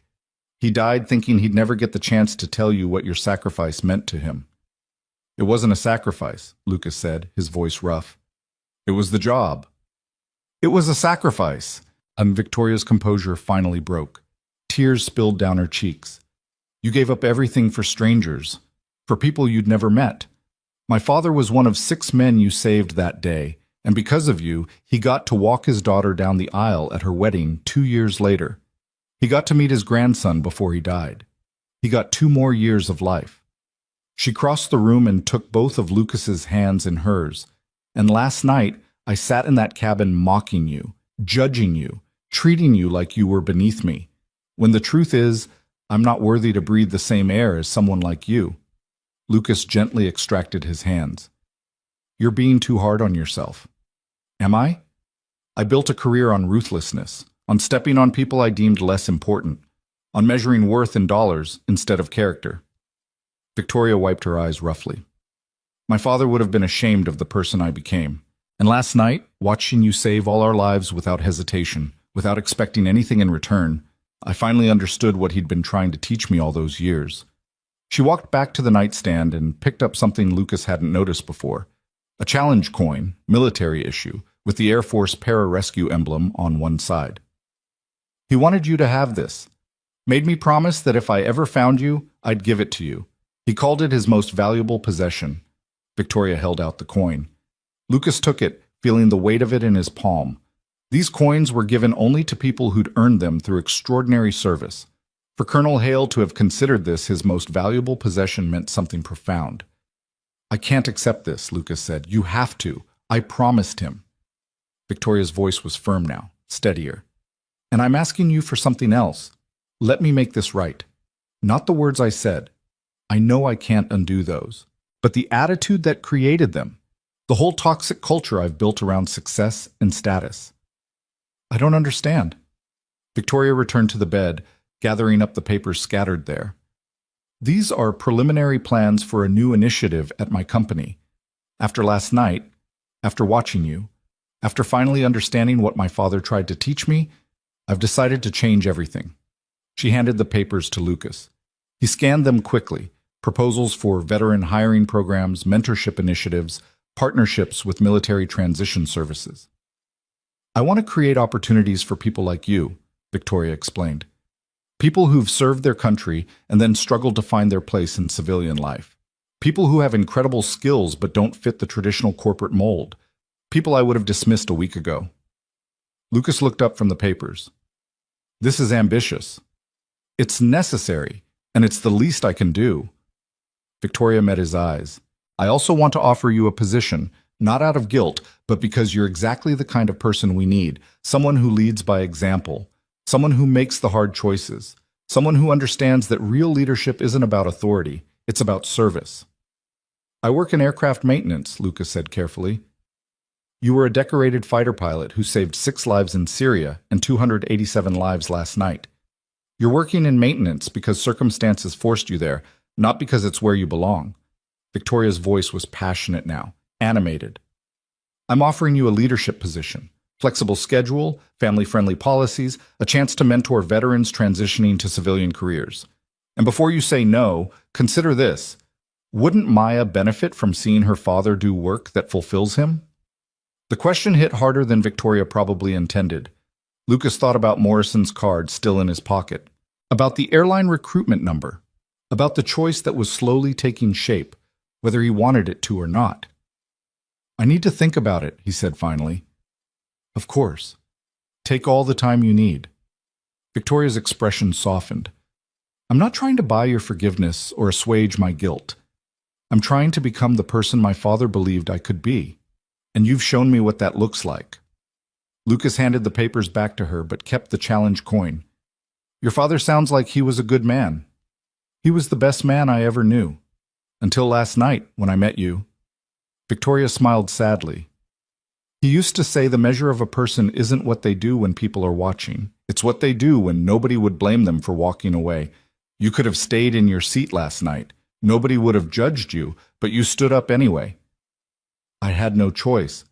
My daughter was on that plane. Everyone has a choice. You chose courage. You chose service. You chose to be exactly who you've always been, regardless of the cost. Victoria extended her hand. Thank you, Lucas, for my father's life, for my life, for showing me that there's more to success than a corner office and a stock portfolio. Lucas shook her hand, then checked his watch. I need to get back to Maya. I've been gone too long. Of course. I'm sorry for keeping you. Victoria walked him to the door, then paused. One more thing. There's going to be media attention. The story's already breaking online. The airline tried to keep it quiet, but passengers have been posting on social media. By tomorrow, everyone will know what happened. Lucas's stomach sank. Media attention was the last thing he wanted. I don't want to talk to reporters. I figured. I've already had my lawyers draft a statement on your behalf, if you want it. Confirms the basic facts, but declines interviews and requests privacy. All you'd have to do is approve it. Why would you do that? Because I understand now that not everyone wants a spotlight. Some people just want to do good work and go home to their families. Victoria smiled. Like my father. Like you. Lucas accepted the offer gratefully, and Victoria promised to email him the statement within the hour. He returned to his room to find Maya exactly where he'd left her, coloring carefully within the lines of a cartoon airplane. You came back, she said, not looking up. I told you I would. I know, but I was still scared. Lucas sat beside her on the bed, pulling her close. Being scared is okay, Maya. It just means you care about something, and the people who love you will always come back if they can. Always? Always. They spent the remaining hours before their flight in comfortable silence. Maya colored while Lucas sat with his laptop, reading the emails that had accumulated overnight. There were messages from his supervisor at the hangar, from former military colleagues who'd somehow heard about the incident, from Morrison, from Jennifer Chen, from people he didn't even know offering congratulations and gratitude. He read Victoria's drafted statement, professionally written, emphasizing the crew's skill while downplaying his own role, and approved it with minor changes. Then he opened a blank email and stared at it for a long time before typing a message to Morrison. Thank you for the offer. I'm interested in talking more. Not sure what's possible with my situation, but willing to explore options. Lucas. He hit send before he could second-guess himself. The fresh aircraft was a 787 Dreamliner, newer and quieter than the 777 from the previous night. The crew greeted Lucas and Maya like visiting royalty, upgrading them to first class without being asked, ensuring Maya had every comfort imaginable. The captain came back personally to introduce herself. Mr. Grant, I'm Captain Lisa Rodriguez. I just wanted to say it's an honor to have you on board.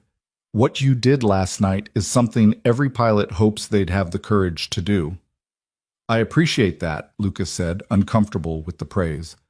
I also wanted you to know we've filed a detailed flight plan. We've got perfect weather all the way to London, and this aircraft just came out of maintenance inspection. You and your daughter are going to have the smoothest flight of your lives." She was right. The flight to London was almost surreally peaceful. Maya fell asleep before they even reached cruising altitude, exhausted from the previous night's trauma. Lucas sat awake, staring out the window at the Atlantic sliding by beneath them, thinking about the choice that was no longer theoretical but actual. He could go back to maintenance, could return to the safe, anonymous life he'd built, could continue being the father who was always there, always present, never exceptional. Or he could step back into the sky, could reclaim the part of himself he'd buried, could show Maya that it was possible to be both brave and present, both exceptional and available. His phone buzzed with an incoming text. "Morrison. Glad to hear it. The airline's serious about this. They need captains with your background. Schedule can be flexible, mostly domestic routes, regular hours, home every night or every other night. Not like military deployments. Think about it and let me know." Another text. This one from Victoria. "Safe flight, and thank you again. My father would have loved knowing I finally met you. Please consider my offer. Not for me, but for all the veterans who need someone to believe in them the way you believed in those 6 men in Syria." Lucas looked down at Maya, sleeping peacefully in the reclined seat. She deserved a father who was whole, who wasn't running from himself, who showed her through example that fear was something you acknowledged and then moved through, not something you let dictate your life. When they landed at Heathrow 8 hours later, Lucas carried his sleeping daughter through customs and immigration, barely aware of the stares and whispers from other passengers who'd read the news stories. Maya woke up in the taxi to their hotel, blinking in the gray London morning. "Are we here, Daddy?" "We're here, sweetheart." "Is it safe?" Lucas looked at his daughter, really looked at her, seeing not just the 4-year-old who needed protection, but the person she was becoming, who would learn about courage and fear from watching him. "Nowhere is completely safe, Maya, but we're together, and that's what matters. And when things get scary, we don't run away. We remember who we are and what we can do, and we face it." Maya considered this seriously. "Like you did on the airplane. Like I did on the airplane. Will you have to do it again?" Lucas thought about Morrison's offer, about Victoria's proposal, about the challenge coin heavy in his pocket. "Maybe," he said honestly. "Would that be okay with you?" Maya was quiet for a moment, then nodded. "If it helps people, like you helped us." "Then yes," Lucas said, making the decision in that moment. "I might do it again." The taxi pulled up to their hotel, a boutique place in Kensington, far nicer than anything Lucas would have normally afforded, but provided by the airline as part of their apology package. As he unloaded their bags, his phone rang. Unknown number. "Mr. Grant, this is Colonel Sarah Mitchell from the Air Force Personnel Center. I hope I'm not calling at a bad time."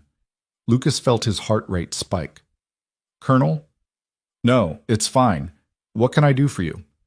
"I've been reviewing your service record in light of recent events. I understand you received a medical discharge in 2016 following an ejection injury, correct?" "That's correct." "And I also understand you successfully flew a commercial aircraft through severe weather last night, demonstrating full control and no apparent physical limitations."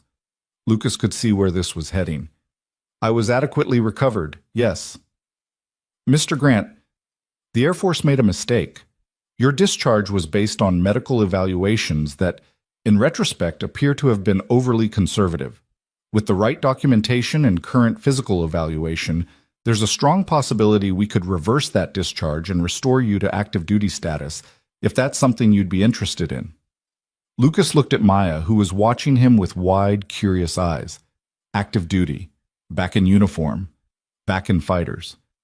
Everything he'd lost, being offered back to him like it had never been taken away. "I appreciate the call, Colonel, but I have a daughter now. Circumstances have changed. We have family programs, Mr. Grant. Single parents serve successfully all the time. I'm not asking you to decide right now. I'm just saying the door is open if you want to walk through it. I'll think about it. That's all I ask. You have my number. Call anytime." After she hung up, Lucas stood on the London sidewalk, bags at his feet, daughter at his side, and felt the weight of possibility pressing down on him like atmospheric pressure. 3 offers. 3 different paths back to the sky. Morrison and the airlines, Victoria and corporate leadership, Colonel Mitchell and the Air Force. Each one representing a different version of the future. A different way of integrating who he'd been with, who he'd become. Daddy?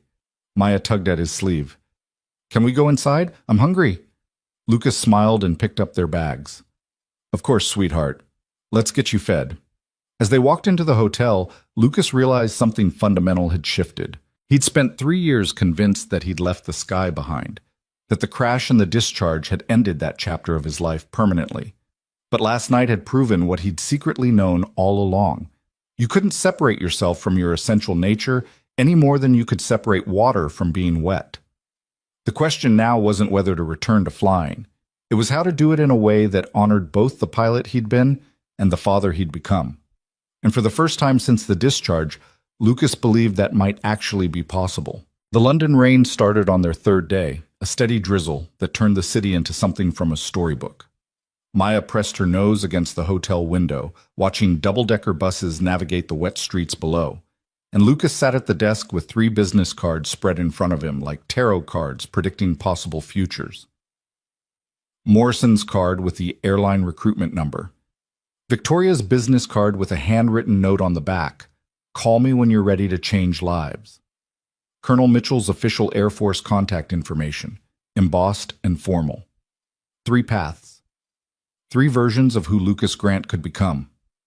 His phone had been ringing constantly since the story broke. News outlets from around the world wanted interviews. The airline had called twice more with increasingly generous offers. His former squadron commander had sent a long email expressing pride and offering to be a reference for whatever Lucas decided to pursue. Even his ex-wife had called, which Lucas had let go to voicemail, not ready for that particular conversation. Daddy, can we go to the Tower of London today? Maya asked, turning from the window. The lady at the desk said they have ravens that protect the kingdom. Lucas smiled. We can go wherever you want, sweetheart. That's why we're here. Except they both knew that wasn't quite true. They were in London because the airline had given them a week's stay as part of their compensation package, but also because Lucas needed distance from New York to think clearly about what came next.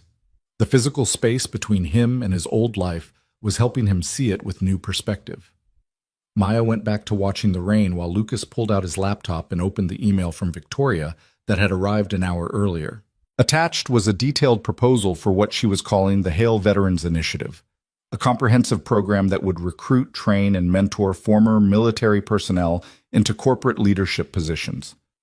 The budget was substantial, the vision was bold, and at the bottom she'd written, "You'd be perfect as the program director. Name your terms. I'm serious about this." Lucas read through the proposal carefully. It was good work, thoughtful, well-researched, addressing real gaps in how corporations approached veteran hiring. Victoria had clearly spent the last 3 days doing nothing but developing this plan, and the passion in her writing was evident. She was trying to honor her father's memory by becoming the person he'd raised her to be. Before Lucas could respond, his phone rang. Morrison's name on the screen. "Lucas, I hope I'm not interrupting your vacation." "Not at all. Maya and I were just planning our day." "Good, good. Listen, I wanted to give you an update. The airline's board met yesterday, and they've authorized me to make you a formal offer. It's generous, very generous. Captain position, full benefits, signing bonus, and most importantly, a schedule built around single-parent needs. You'd fly primarily domestic routes with regular rotations home, no more than 3 nights away at a time, guaranteed weekends off twice a month. Lucas felt his pulse quicken. That's more than I expected. You saved nearly 300 lives, Lucas, and you did it with a skill level that most of our captains couldn't match. The airline recognizes value when they see it. Morrison paused. I also spoke with the chief pilot. He's willing to work with you on recurrent training, getting you up to speed on the 777, 787. You'd start on domestic routes, build your hours, and transition to international if you wanted. But the focus would be stability, predictability, being there for your daughter. Can I ask you something? Lucas said. Lucas, why does this matter so much to you? You barely know me. Morrison was quiet for a moment. I watched my marriage fall apart because I was never home. Chose flying over being present. By the time I figured out what mattered, my kids were grown and my wife was gone. I rebuilt eventually, remarried, have a good life now. But I lost years I can't get back. His voice was heavy with old regret. You're at a crossroads, Lucas. You can choose the sky and your daughter. It doesn't have to be one or the other. I'm trying to make sure you don't make the mistakes I did. Lucas felt the weight of that honesty. I appreciate it. Really, I just need to be sure I'm making the right choice for Maya. Of course. No pressure. The offer stands as long as you need it to. Morrison cleared his throat. But I'll say this. Your daughter watched you step up when it mattered most. She saw you be brave. That's a powerful lesson. Imagine what she'd learn from watching you build a life that honors both your gifts and your responsibilities. After they hung up, Lucas sat staring at the rain-streaked window, thinking about Morrison's words. Maya had indeed watched him step up, had seen him walk toward danger rather than away from it. What message would it send if he now retreated back into the safe anonymity of the maintenance hangar? Daddy, you look sad. Maya had abandoned the window and was standing beside his chair, her small hand on his arm. Not sad, sweetheart. Just thinking about big decisions. About flying? Lucas looked at his daughter in surprise. How did you know? Sarah told me. The nice lady from the airplane. Maya climbed into his lap, fitting herself against his chest the way she'd done since she was an infant. She said you used to fly fighter jets and save people. She said you were a hero.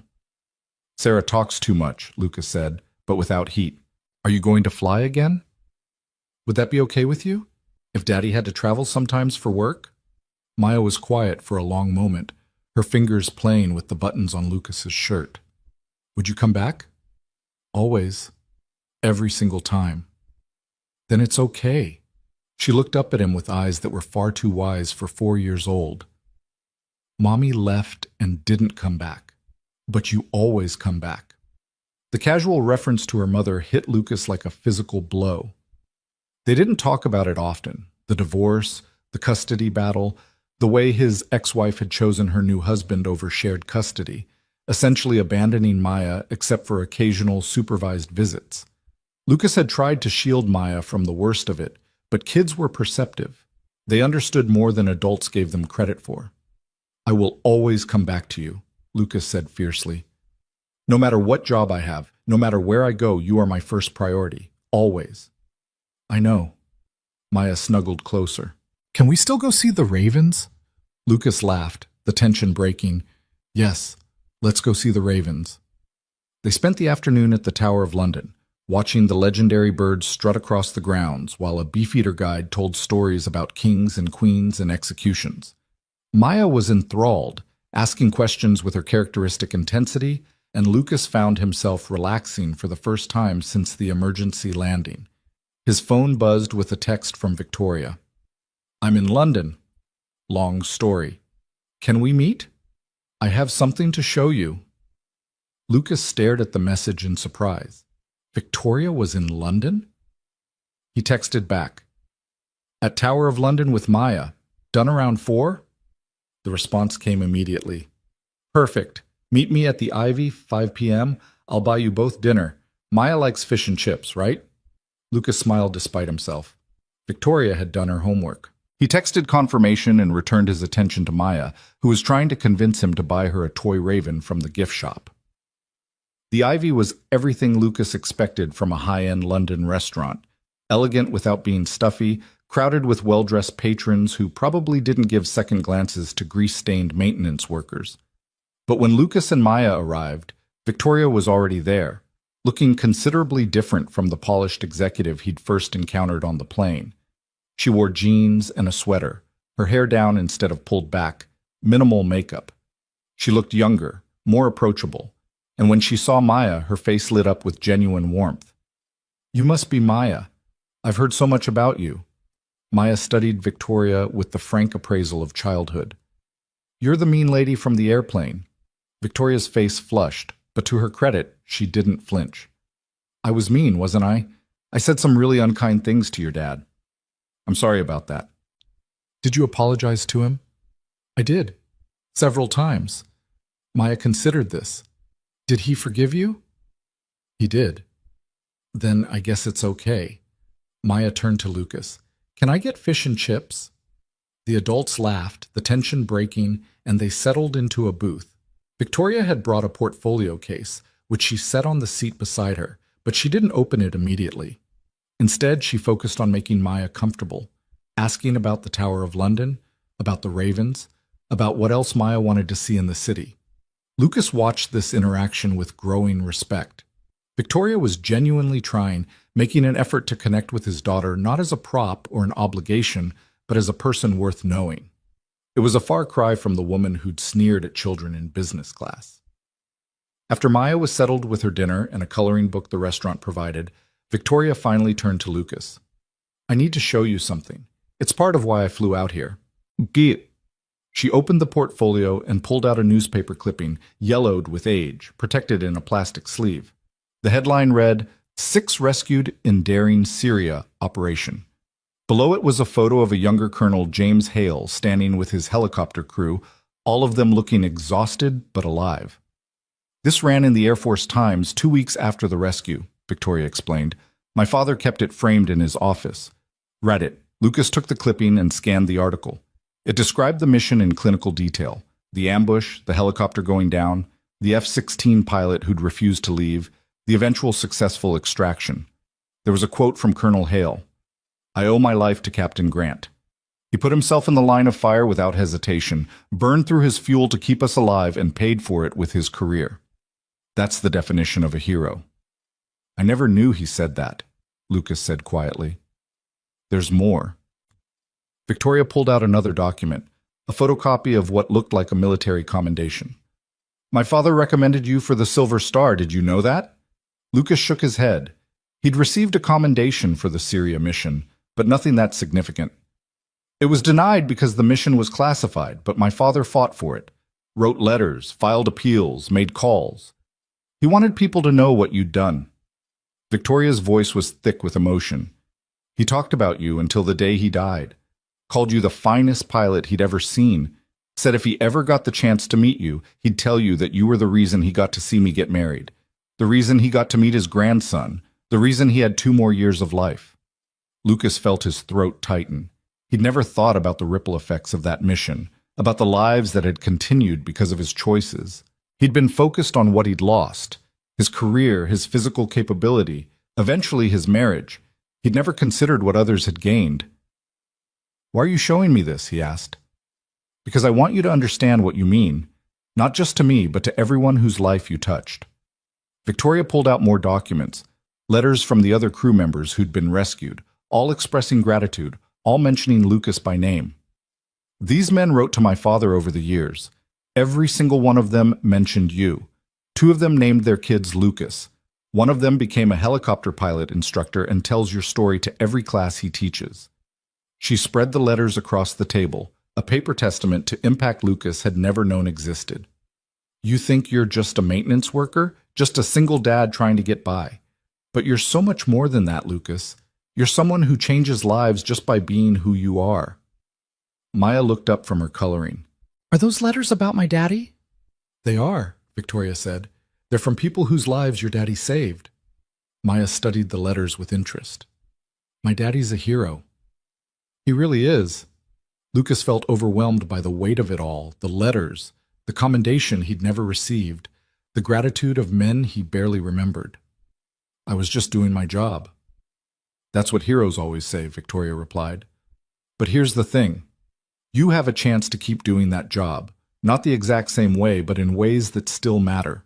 Morrison told me about the airline offer. Colonel Mitchell told me about the Air Force reinstatement possibility, and you know about my proposal." "You talked to Morrison and Colonel Mitchell?" "I called them. I wanted to understand what options you had, what the landscape looked like." Victoria smiled at his expression. I know. I'm being pushy. It's what I do. But I'm also trying to help, and I think I've found something that might work." She pulled out the final document from her portfolio, a detailed organizational chart and program outline. "What if you didn't have to choose? What if you could do all of it in a way that kept you grounded and present for Maya?" Lucas looked at the chart, trying to make sense of it. Victoria leaned forward, her energy infectious. "Here's what I'm proposing. You become the director of the Hale Veterans Initiative, working for my company. That's your primary role: recruiting, mentoring, building the program. It's a 4-day-a-week position, flexible hours, work from home options. But she held up a hand as Lucas started to speak. You also maintain a part-time captain position with the airline. 1 or 2 flights a month, domestic routes only, keeping your skills current. And you serve as a consultant to the Air Force on veteran transition programs. That's 3 jobs, Lucas said. It's 1 mission with 3 approaches. You'd be helping veterans transition to civilian life through direct service, through corporate opportunity, and through staying connected to the military community. You'd be flying enough to stay sharp, but not so much that you're absent from Maya's life. And you'd be building something that outlasts you, a legacy program that helps people for years to come. Lucas stared at the organizational chart. It was ambitious, maybe too ambitious, but it was also exactly the kind of integrated solution he'd been unable to imagine for himself, not choosing between identities, but weaving them together into something new. This is a lot, he said finally. It is, but you're capable of a lot. Victoria's expression softened. Look, I know I have no right to push you like this. I was horrible to you. I judged you. I treated you like you were beneath me. But that's exactly why I need you to say yes. Because if you do, it means I really can change. It means people really can become better than they were. Maya had been listening quietly. Now she spoke up. Daddy, what does that chart mean? Lucas looked at his daughter. It means a lot of people want Daddy to do important work. Would you still have time for me? It was the question that mattered most. Lucas looked at Victoria's proposal again, at the specific provisions she'd built in: flexible scheduling, work-from-home capabilities, maximum travel limits. She designed the entire thing around the central constraint of single parenthood. Yes, he said to Maya. I'd still have time for you. I'd make sure of it. Then you should do it, Maya said with the simple confidence of childhood. You should help people. That's what heroes do. Victoria's eyes were suspiciously bright. She's wise, your daughter. She gets it from her mother, Lucas said automatically, then caught himself. That wasn't quite true anymore, if it ever had been. Maya's wisdom came from having to grow up faster than she should have, from learning to read the adults around her for signs of stability or abandonment. They finished dinner talking through the practical details. Victoria had thought of everything: compensation packages, benefits, childcare support, even a provisional timeline for getting started. She'd put as much energy into this proposal as she probably put into her multi-million-dollar business deals, and Lucas found himself moved by the dedication. I need to think about it, he said as they were leaving the restaurant. This is a big decision. Take all the time you need, Victoria said. Well, maybe not all the time. I'd like an answer by the end of the month. Lucas laughed. 2 weeks. That's not a lot of time. It's enough time to know what you want. Victoria knelt down to Maya's level. Thank you for sharing your daddy with me tonight. And thank you for forgiving me for being mean. Maya studied her seriously. You're nicer now. I'm trying to be. Your daddy's teaching me how. After Victoria left in a taxi, Lucas and Maya walked back to their hotel through the London evening. The rain had stopped, leaving the streets glistening under streetlights. Maya held his hand, swinging their arms between them. Do you like that lady now? Maya asked. I think I'm starting to, Lucas admitted. She made some mistakes, but she's trying to fix them. Like when I spilled juice on the carpet and helped you clean it up? Exactly like that. Daddy? Maya's voice turned serious. If you take those jobs, will you be happy? Lucas stopped walking and knelt down to meet Maya's eyes. What makes you ask that? You've been sad for a long time, since Mommy left. I want you to be happy again. The observation cut through Lucas like a blade. He'd thought he'd been hiding it, maintaining a cheerful facade for Maya's sake. But of course she'd noticed. Children always noticed. I want to be happy too, sweetheart. And I think maybe doing work that matters might help with that. Then you should do it. Maya hugged him fiercely. And I'll help you. I'll be really good when you have to work.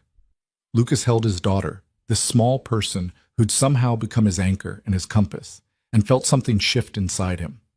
He'd been thinking about this decision as choosing between competing goods, flying versus parenting, service versus stability.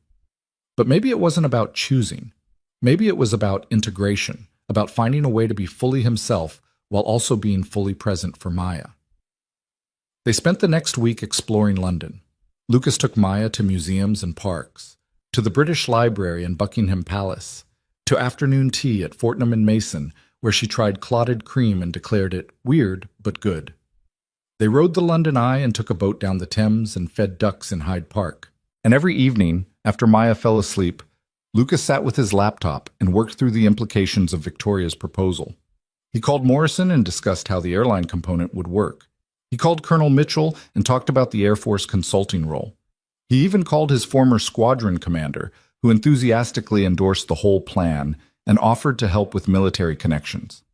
Slowly, over the course of those 7 days, Lucas came to understand that this wasn't really about the jobs themselves.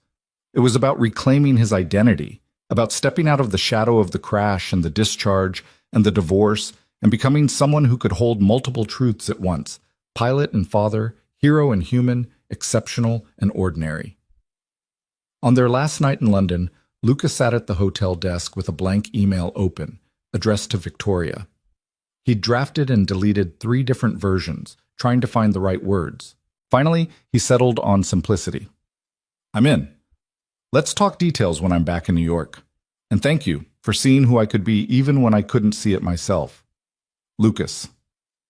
He hit send before he could second-guess himself, then opened a new email to Morrison. Yes to the captain position. Let's work out the training schedule. I want to be ready to fly by the end of next month. Another email to Colonel Mitchell. I'd be honored to consult on veteran transition programs. Tell me what you need. And finally, because it felt necessary, an email to his ex-wife. I know we haven't spoken much since the custody agreement, but I wanted you to know that I'm making some career changes. I'll still have Maya on our regular schedule, but I wanted to give you a heads up that things are shifting. I'm going back to flying, among other things. I hope you're well. Lucas? He sent them all before he could overthink it, then closed the laptop and went to stand by the window. London spread out below him, millions of lives intersecting in the darkness, each one carrying its own weight of decisions and consequences and possibilities. His phone buzzed almost immediately. Victoria, I just did a literal happy dance in my hotel room. Thank you for trusting me. This is going to be amazing. Then Morrison. Outstanding news. Welcome aboard, Captain Grant. I'll send the paperwork tomorrow. Colonel Mitchell. Excellent. I'll brief the transition team. They're going to be thrilled to have you involved. And finally, unexpectedly, his ex-wife. That's wonderful news, Lucas. You should never have stopped flying. You were always meant for the sky. I'm sorry I didn't understand that when it mattered. I'm glad you're finding your way back. Lucas stared at that last message for a long time, feeling the complicated mix of anger and forgiveness and regret that always came with thoughts of his ex-wife. She'd hurt him badly, had abandoned Maya in all but the legal sense.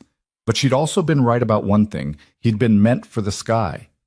He was just learning now that he could belong to the sky and to the earth at the same time, to the cockpit and to the bedtime stories, to the missions and to the small daily moments that made up a life worth living.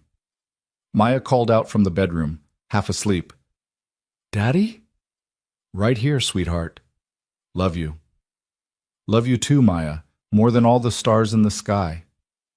Lucas returned to the bedroom and climbed into bed beside his daughter, pulling her close. Outside, London continued its nocturnal dance, indifferent to the small revolution happening in this hotel room where a man was slowly becoming whole again. Tomorrow they'd fly home to New York. Tomorrow, the real work would begin. Training for the airline, building the veterans program, navigating the complex logistics of a life split between sky and ground. Tomorrow there would be challenges and setbacks and moments of doubt. But tonight, Lucas Grant, father, pilot, hero, human, simply held his daughter and let himself feel something he hadn't felt in 3 years: hope for a future that honored both who he'd been and who he was becoming. The sky would wait. It had waited this long, and when he returned to it, he'd return as a better version of himself, not running from responsibility, but integrating it, not choosing between loves, but learning to hold them all at once. That was the real victory, Lucas realized as sleep began to claim him. Not the emergency landing, not the lives saved, not even the job offers and second chances. The real victory was learning that you could put yourself back together differently than you'd been broken, that you could build a life that made room for all of who you were. As consciousness faded, Lucas's last thought was of Colonel Hale, a man he'd never met but whose legacy had somehow led to this moment. The colonel would have approved, Lucas thought, would have understood that true service wasn't about sacrifice. It was about showing up as your fullest self, whatever form that took. And tomorrow Lucas would begin showing up again, not as the man he'd been or the man he'd tried to become, but as someone entirely new, shaped by failure and saved by love, grounded by fatherhood and freed by flight, humble enough to accept help and brave enough to soar. The story wasn't over. It was just beginning. The flight home from London was everything the outbound journey hadn't been: smooth, uneventful, almost boring in its predictability. Maya slept most of the way, her head resting against Lucas's shoulder, while he sat awake thinking about the enormous changes waiting for them in New York. He'd sent the emails, made the commitments, set wheels in motion that couldn't easily be stopped. There was no going back now to the quiet anonymity of Hangar 7, to the safe predictability of changing oil and checking hydraulics while pretending he'd never known the sky. When they landed at JFK, Lucas felt the strange sensation of coming home to a place that no longer quite fit. The airport looked the same crowds, same noise, same controlled chaos. But he was seeing it through different eyes now. This wasn't just where he worked.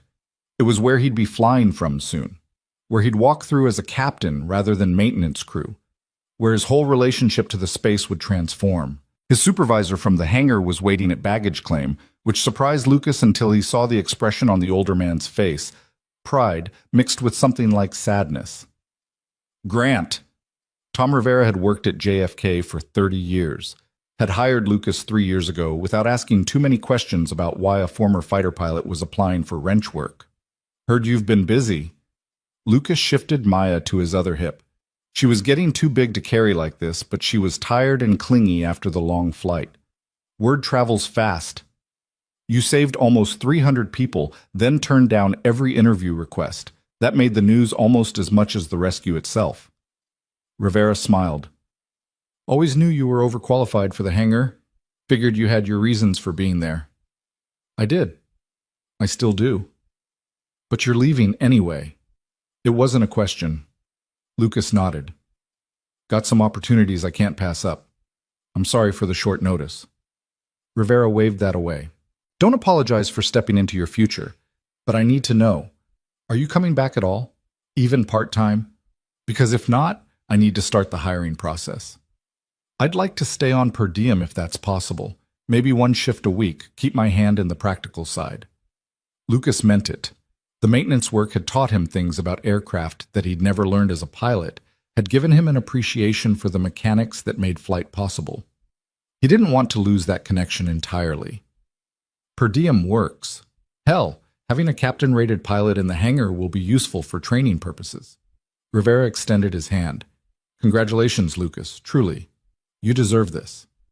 They shook hands, and Lucas felt the weight of another transition settling into place. He was letting go of the life he'd built in pieces, the safe harbor he'd constructed from the wreckage of his former self. It was terrifying and exhilarating in equal measure. The next 2 weeks passed in a blur of activity. Lucas enrolled in the airline's training program, spending 12-hour days in simulators and classrooms relearning systems he'd never studied, adapting fighter pilot instincts to commercial aviation procedures. The transition was harder than he'd expected. Commercial flying required patience and standardization where military flying had rewarded improvisation and aggression, but his instructors were impressed by how quickly he adapted. Captain Morrison checked in regularly, offering advice and encouragement, sometimes bringing his own family to dinner at Lucas's small apartment so Maya could play with Morrison's grandchildren. It was Morrison who helped Lucas understand that the real challenge wasn't the flying itself, but the mental shift from tactical to procedural thinking. In a fighter, you're trained to push limits, Morrison explained one evening while Maya and the other children watched a movie in the next room. In commercial aviation, you're trained to respect them absolutely. Both approaches are valid, but they require different mindsets. I keep wanting to solve problems creatively, Lucas admitted. My instructor yesterday got frustrated because I kept suggesting alternative approaches to a system's failure instead of just following the checklist. That impulse saved us over the Atlantic, Morrison said. But in routine operations, the checklist saves more lives than creativity ever will. You need to know when to use which approach. It was good advice, and Lucas worked hard to internalize it. He studied checklists until he could recite them in his sleep, practiced standard procedures until they became muscle memory, forced himself to slow down and be methodical even when his instincts screamed for faster action. Meanwhile, Victoria was moving forward with the Hale Veterans Initiative at a pace that left Lucas slightly breathless. She'd rented office space in Manhattan, hired a small staff, and begun reaching out to military transition programs across the country. She called Lucas daily with updates, questions, ideas, gradually pulling him deeper into the planning process even before his official start date. "I found our first cohort," she announced one afternoon, her voice crackling with excitement through Lucas's phone.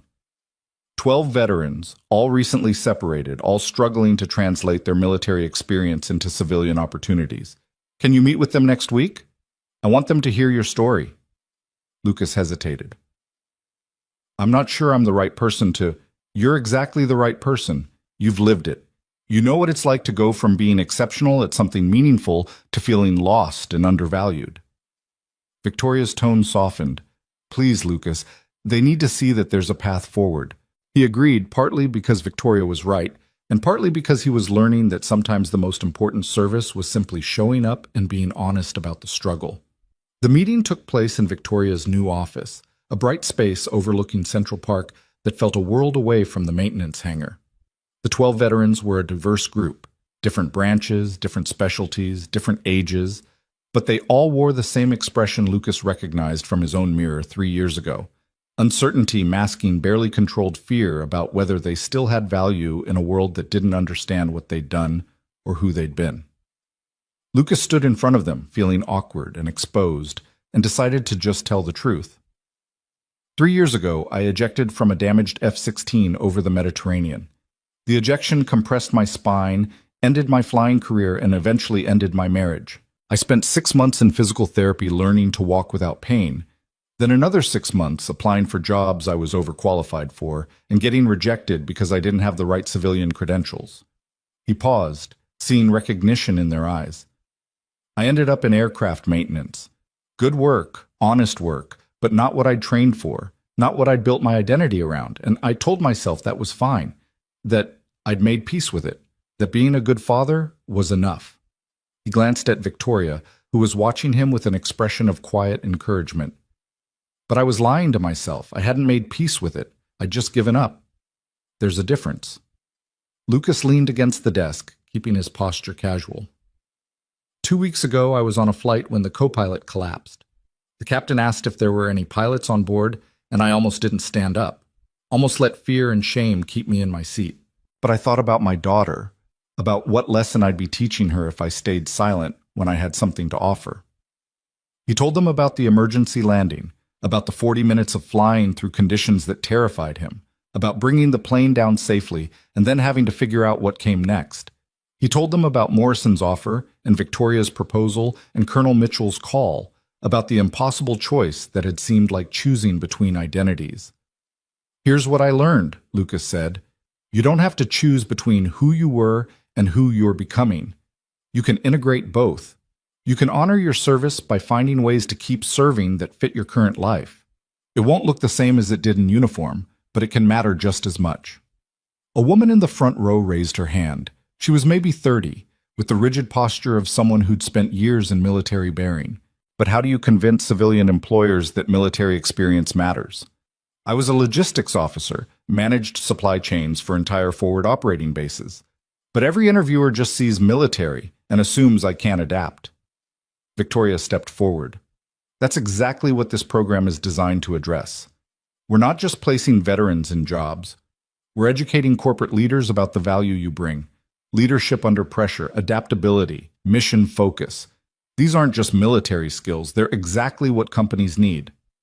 The conversation continued for another hour, with Lucas and Victoria tag-teaming questions, sharing insights, gradually watching the defensive postures of the veterans begin to relax. By the end, several of them were smiling, a few were asking about specific opportunities, and all of them looked less defeated than when they'd arrived. After they left, Victoria collapsed into her desk chair with a satisfied grin. That was perfect. You were perfect. Did you see their faces when you talked about integrating identities instead of choosing? I was just being honest, Lucas said. Exactly. That's why it worked. Victoria pulled up a document on her computer. I want to do more of these sessions, maybe monthly, with different cohorts. You'd be the keynote speaker each time, sharing your journey. Then we bring in corporate partners who've successfully hired veterans. Make it a regular thing. Lucas considered this. Monthly speaking engagements on top of airline training and eventual flying duties and the Air Force consulting work seemed like a lot. But looking at Victoria's eager expression, remembering the hope that had kindled in those 12 veterans' eyes, he found himself nodding. Monthly works. But we need to be strategic about scheduling. Once I start flying regular routes, my availability will be limited. Already thought of that. I'm coordinating with Morrison to make sure your flight schedule and program commitments don't conflict. Victoria's organizational skills were formidable. Speaking of which, how's the training going? Good. Hard, but good. I should be fully certified within 3 weeks. And Maya? How's she handling all the changes? It was a thoughtful question, the kind Victoria never would have asked 2 weeks ago. Lucas appreciated the growth it represented. She's adapting. Her school counselor says she's been more talkative in class, more confident. I think seeing me step up on the plane gave her permission to take up more space herself. Lucas smiled. Though she did ask me yesterday if becoming a pilot again meant I was going to get a new family like Mommy did. Victoria's expression clouded. What did you tell her? That our family is her and me and nothing will change that. That I might be adding responsibilities but never replacing her. Lucas's voice was firm.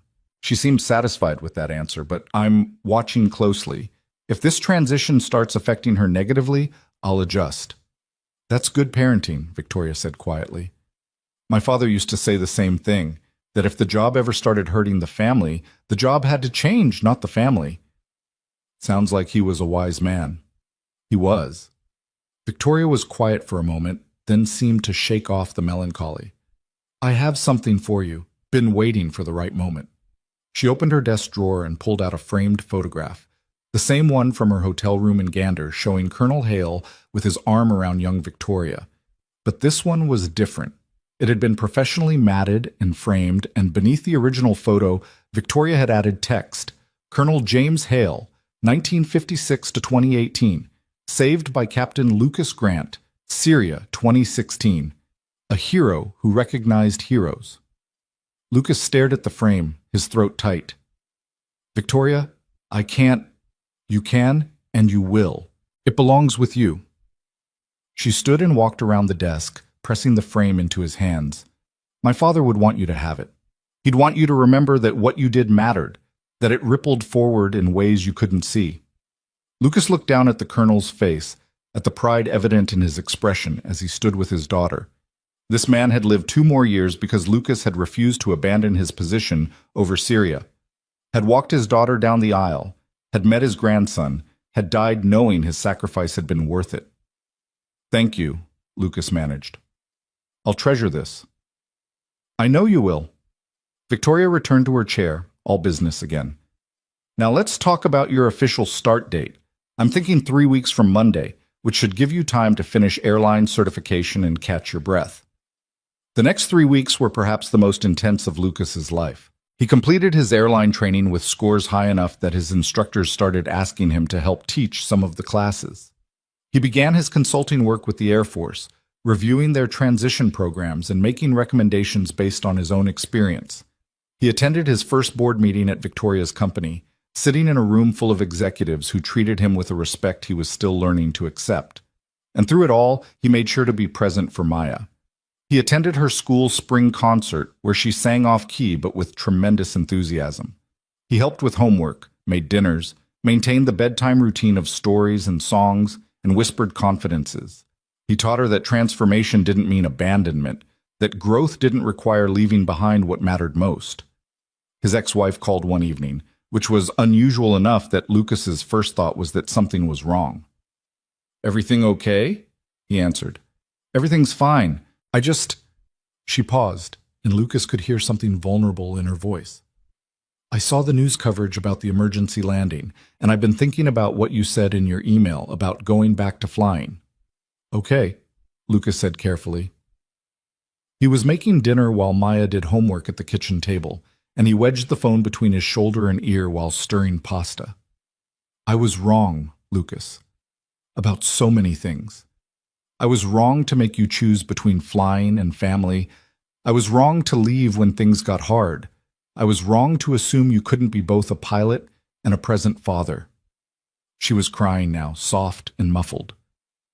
"Watching the interviews with the passengers you saved, hearing them talk about the calm single dad who became a hero, I realized I gave up on someone extraordinary because I was too scared to do the work of staying." Lucas felt a complicated mix of emotions: vindication, sadness, anger, pity. "I appreciate you saying that. I know I don't have the right to ask, but could we try again? Not romantically, I know that's over, but could we try co-parenting the way we should have from the start? I want to be in Maya's life properly. I want her to know both her parents." Lucas looked at Maya, bent over her math worksheet, tongue sticking out in concentration. She deserved to have her mother present if her mother was genuinely ready to step up. "We can try," he said. "But it has to be consistent. Maya's been hurt enough by people leaving. If you're going to be in, you have to be all in." "I understand. I'll prove it to you, to both of you." They talked for another 20 minutes, working out details of expanded visitation, discussing Maya's needs and preferences, carefully rebuilding a bridge that had been burned 3 years ago. It wasn't forgiveness exactly. That would take time, if it came at all, but it was a start. After hanging up, Lucas finished making dinner and sat down with Maya. "Who was that, Daddy?" she asked, though her tone suggested she already knew. "Your mom. She wants to spend more time with you if you'd like that." Maya was quiet for a long moment, pushing penne around her plate. "Will you still be my main parent?" "Always. Nothing will change that." "Then okay. I guess I can see Mommy more." She looked up at Lucas with eyes that were far too old for her age. "Do you think she'll stay this time?" "I don't know, sweetheart. But if she doesn't, we'll be okay. We always are." Maya nodded and returned to her dinner, seemingly satisfied. Lucas marveled at her resilience, at the strength she'd developed through adversity.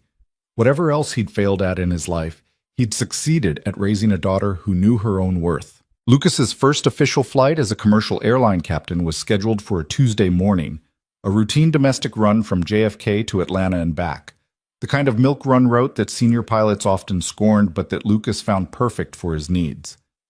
It would get him home the same day, would let him ease into the rhythm of commercial flying without the pressure of international operations. Morrison met him in the crew room before the flight, wearing his captain's uniform and a huge grin. "How you feeling?"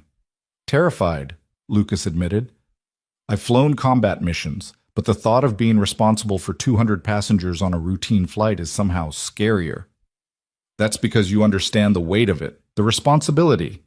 Morrison clapped him on the shoulder. "You're going to do great, and I'll be in operations if you need anything." The pre-flight procedures were comfortingly familiar: the walk-around inspection, the systems checks, the crew briefing. Lucas's first officer was a woman named Rebecca Chen, 15 years his senior in commercial flying, but gracious about the experience gap.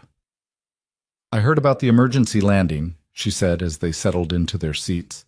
"Impressive flying." "I had a good captain guiding me," Lucas deflected. "Morrison says you were a natural, says you handled that 777 like you'd been flying them for years." Rebecca smiled. "I'm glad to have you in the left seat. Feel free to ask questions if anything's unfamiliar. Commercial procedures can be quirky." The flight itself was perfectly routine, which was exactly what Lucas needed. They pushed back on time, taxied smoothly, took off into clear skies. The 737 handled differently from the larger 777 he'd flown over the Atlantic, more responsive and nimble, and Lucas found himself enjoying the tactile feedback of the controls.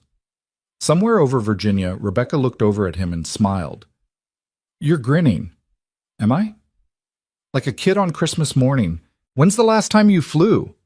For work? 3 years ago. For fun? Never, really. Military flying isn't exactly recreational. Well, welcome back to the sky, Captain Grant. It suits you. Lucas realized she was right. The grin wasn't going anywhere. He was home in a way he hadn't been since the ejection, since the crash, since everything had fallen apart. And this time he was bringing his whole self to it. Not just the pilot, but the father. Not just the operator, but the mentor. Not just the man who'd been broken, but the man who'd learned to rebuild differently. They landed in Atlanta precisely on schedule. The passengers deplaned with the casual indifference of people for whom routine flights were unremarkable, which was exactly as it should be. No emergencies, no drama, just professional competence delivering people safely to their destinations. The return flight was equally uneventful, and when they landed back at JFK that evening, Lucas felt a sense of completion he hadn't experienced in years. He'd flown professionally, maintained standards, brought everyone home safe. He'd done the job he'd trained for, the job he loved, the job he'd thought was lost forever. Morrison was waiting at the gate. How was it? Perfect, Lucas said simply. Good, because I've got another route for you next week, and the week after that, and the week after that. Morrison's eyes twinkled. Welcome to the grind, Captain. Hope you're ready. Lucas drove home through evening traffic, arriving at his apartment just as Maya's school bus dropped her off. She ran to him, backpack bouncing, face lit with excitement. Did you fly today, Daddy? Did you? Was it amazing? Lucas scooped her up, spinning her around despite his tired shoulders. I did fly, and it was amazing, and I'm home now, just like I promised. Will you fly again tomorrow? Not tomorrow. Tomorrow I'm all yours. But next week, yes. Maya seemed satisfied with this answer. They went inside and settled into their evening routine: homework, dinner, bath time, stories, the familiar rhythms of single parenthood that Lucas had come to treasure, now enriched by the knowledge that he didn't have to choose between this and the sky. Over the following months, Lucas settled into his new life with increasing confidence. He flew 2 or 3 times a month, building hours and experience, gradually taking on more challenging routes. He led monthly sessions for Victoria's veteran cohorts, watching program participants successfully transition into corporate careers that valued their military experience. He consulted with the Air Force on transition programs, helping to redesign curriculum based on lessons learned from his own journey. And he parented Maya, maintaining the bedtime stories and school conferences and weekend adventures that made up the fabric of their relationship. She was thriving now, more confident and outgoing, her earlier anxiety about abandonment gradually fading as Lucas consistently proved he could be both present and exceptional. Victoria's company grew the veterans program beyond anyone's initial expectations. Within 6 months, they'd placed 43 veterans in leadership positions across a dozen companies. Within a year, other corporations were calling to learn about the model, wanting to replicate it in their own organizations. Victoria handled the growth with the same fierce competence she'd once directed toward dismissing people like Lucas, except now she was using that energy to open doors instead of closing them. We're making a difference, she told Lucas one afternoon as they reviewed program metrics. Real, measurable difference. These veterans are succeeding, staying in their positions, getting promoted. The companies are seeing value. It's working. Your father would be proud, Lucas said. So would yours, Victoria replied, which surprised Lucas until he realized she was right. His own father, a career teacher who'd taught Lucas that true success was measured in positive impact rather than personal glory, would indeed have been proud of what his son was building. The Air Force consulting work led to an unexpected opportunity. Colonel Mitchell called one evening with a proposal that initially seemed impossible. The Air Force is launching a new program for pilots who were medically discharged but have since recovered. We're calling it the Return to Flight Initiative. Her voice carried barely contained excitement. You'd be perfect as a test case, Lucas. We could bring you back to active duty, probably not in fighters given your injury history, but certainly in transport or training roles. Lucas felt the old pull of military service, the call to return to the identity he'd built over 12 years of uniformed service. But he also thought about Maya, about the stability they'd built, about the life he'd carefully constructed that honored all of who he was. I appreciate the offer, Colonel, truly, but I think I'm where I need to be. I'm serving, just differently now. I understand, but the offer stands if you ever change your mind. Mitchell paused. You know, Grant, you're having more impact as a civilian than most officers have in their entire careers. The transition program recommendations you made, we're implementing them across all branches. The veteran success stories from Hale's program? We're using them as case studies in separation counseling. You're changing the system from the outside. After they hung up, Lucas sat for a while thinking about impact and legacy, about how sometimes the most important service happened away from the spotlight, in the quiet accumulation of small victories that added up to systemic change. A year after the emergency landing, the airline held a ceremony honoring Lucas and Morrison for their actions that night. Lucas reluctantly agreed to attend only because Morrison insisted, and because the airline was also recognizing the flight attendants and ground crew who'd supported the emergency response. The ceremony was held at the airline's headquarters, with executives and media present. Lucas wore his captain's uniform, still feeling slightly uncomfortable with the authority it represented, and stood on the stage while a senior vice president described the events of that night. Captain Grant's actions exemplified the very best of aviation professionalism, the executive was saying. His skill, his composure under pressure, and his willingness to step forward when needed saved 287 lives. We are honored to have him as part of our team.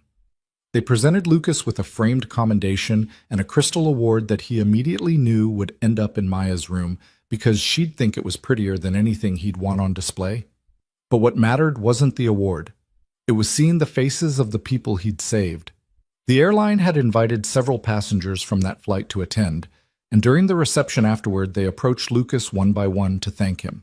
A businessman who'd been sleeping during the crisis, an elderly couple traveling to visit grandchildren, a young mother with an infant, each of them carrying their own lives forward because Lucas had chosen to stand up when the captain asked, and Victoria standing off to the side in an elegant suit, watching with pride evident in her expression. She'd brought her mother to the ceremony, introducing her to Lucas with obvious emotion.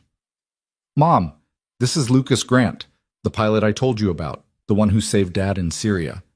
Victoria's mother took Lucas's hands in both of hers, tears streaming down her face. "Thank you. Thank you for giving me 2 more years with my husband. Thank you for making sure he got to walk Victoria down the aisle. Thank you for being exactly who you are." Lucas felt his own eyes stinging. He was worth saving, ma'am. They all were. As the reception wound down, Lucas slipped outside for some air. He found Morrison already there, smoking a cigar despite repeated warnings from his doctor. "Those will kill you," Lucas observed. "So will a lot of things. Might as well enjoy something." Morrison offered the cigar, and Lucas waved it away. "Hell of a year you've had." "Hell of a year we've had," Lucas corrected. "None of this happens without you trusting me in that cockpit." I trusted you because you were trustworthy. Big difference." Morrison studied the glowing tip of his cigar. "You know what the best part of all this is? Watching you become comfortable with who you are. When I first met you, you were hiding, ashamed of what you'd lost, convinced you had nothing left to offer. Now look at you, captain, program director, consultant, mentor. You're not hiding anymore." "I had good teachers," Lucas said quietly. "Nah. You had people who recognized what was already there and gave you permission to let it out." Morrison stubbed out his cigar. "The question is, what's next? You've rebuilt your life. You've reclaimed your identity. What do you do with it now?" It was a good question, one Lucas had been thinking about increasingly. The immediate crisis of his transition was over. He had stability, purpose, meaningful work. But Morrison was right. There was a next chapter waiting to be written. "I think," Lucas said slowly, working it out as he spoke, "I want to expand what we're doing. Victoria's program is working for corporate transitions, but there are veterans struggling in ways that corporate jobs won't fix. Mental health issues, addiction, homelessness. I want to create something that addresses those harder cases." Morrison nodded thoughtfully. "That's ambitious, also expensive." "I know, but I've been saving the money from the airline settlement, and I think I could raise more if I was willing to actually tell my story publicly." Lucas had been avoiding media attention, declining interview requests, keeping his head down. but maybe that was another form of hiding. You'd do speaking tours? Press interviews? If it meant helping veterans who are in the dark places I've been, yes, I'd do whatever it took. Morrison smiled. There he is. There's the fighter pilot who wouldn't abandon his position over Syria. Welcome back, Captain Grant. We've been waiting for you. Lucas returned to the ceremony to find Maya had arrived with Sarah, the flight attendant who'd watched her during the emergency. Maya had insisted on coming to see her father receive his award, and she was wearing her best dress and a serious expression that suggested she understood this was important. She ran to Lucas, and he caught her up in a hug. How's my brave girl? Your award is really shiny, Daddy. Can I keep it in my room? Lucas laughed. I was hoping you'd say that. Victoria approached, smiling at the scene. She's wonderful, Lucas. You've done an incredible job with her. She did most of the work herself, Lucas said. I just tried not to mess it up too badly. That's what good parents say. Victoria knelt down to Maya's level. Your daddy's a hero, you know that? Maya nodded seriously. I know, but he's just my daddy mostly. The hero part only happens sometimes. That's exactly right, Victoria agreed, standing back up. The hero part only happens sometimes. The rest of the time, he's just a person doing his best, just like all of us. As the ceremony concluded and people began to leave, Lucas stood holding Maya's hand and looking around at the community he'd built. Morrison and the airline colleagues who'd welcomed him back to flying, Victoria and the veterans whose lives were changing through the program they'd created, Sarah and the flight crew who'd trusted him in crisis, the passengers who'd been saved and now had futures to live. This was what success looked like, Lucas realized. Not the awards or the recognition, not the dramatic moments of heroism, but the quiet accumulation of positive relationships and meaningful work. The integration of all the parts of himself into something whole and functional and good. Ready to go home? He asked Maya. Ready, she confirmed. They drove home through New York evening traffic, Maya chattering about her day while Lucas listened with half his attention on her words and half on the mental planning of what came next. The expanded veterans program, the speaking engagements, the continued flying and mentoring and building of a life that honored service without requiring sacrifice. At a stoplight, Lucas glanced in the rearview mirror and caught his own reflection. The man looking back wasn't the broken pilot from 3 years ago or the scared maintenance worker hiding from his past. It was someone new, someone who'd learned that strength came not from avoiding failure, but from integrating it, not from hiding scars, but from understanding what they taught. That night, after Maya was asleep, Lucas sat down and wrote an email to a major veterans organization he'd been considering approaching. He outlined his vision for an expanded program addressing mental health and transition challenges, drew on his own experience and Victoria's corporate model, proposed a partnership that could scale nationally. He hit send, then opened his laptop and began working on a different kind of document, a memoir of sorts, telling the story of the Syria mission and the ejection and the long fall from exceptional to ordinary and the slow climb back to integration. Not for ego or recognition, but because other veterans needed to know that the dark places weren't permanent, that identity could be rebuilt, that service could continue in forms you never anticipated. The words came slowly at first, then faster as he found his rhythm. He wrote about the crash and the pain and the shame. He wrote about Maya and choosing fatherhood over status. He wrote about the maintenance hangar and learning humility. He wrote about the emergency landing and the moment of choosing courage over fear. And he wrote about what came after, the hard work of integration, the slow building of a life that made room for all of who he was. The discovery that you didn't have to choose between excellence and presence, between service and family, between who you'd been and who you were becoming. As dawn began to lighten the sky outside his window, Lucas finally stopped typing and read back through what he'd written. It was raw and honest and probably needed significant editing, but it was true. And truth, he'd learned, was the foundation everything else was built on. His phone buzzed with a response to the Veterans Organization email.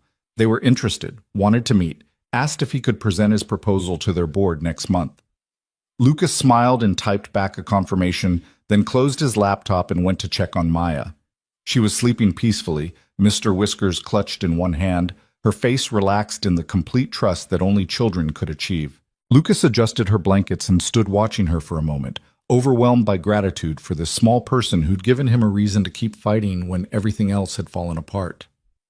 "Thank you," he whispered, though Maya couldn't hear him. "For being my anchor, for being my purpose, for teaching me that the most important thing I could be was your father." He returned to the living room and stood at the window, watching the sunrise paint the New York skyline in shades of gold and pink. Somewhere out there, planes were taking off from JFK, carrying passengers toward their destinations. Somewhere, veterans were struggling with the transition from military to civilian life, wondering if they still had value. Somewhere, single parents were making impossible choices between dreams and responsibilities. And Lucas Grant, fighter pilot, airline captain, program director, consultant, mentor, father, was ready to help them all find their own paths forward, using the hard-won wisdom of someone who'd fallen and learned to fly again. The sky was waiting, vast and infinite and full of possibility, but so was the ground, rich with the small daily moments that made up a life worth living. Lucas had learned he didn't have to choose between them. He could belong to both, could be exceptional and ordinary, heroic and human, servant and served. As the sun cleared the horizon and New York City woke to a new day, Lucas made himself coffee and opened his laptop again.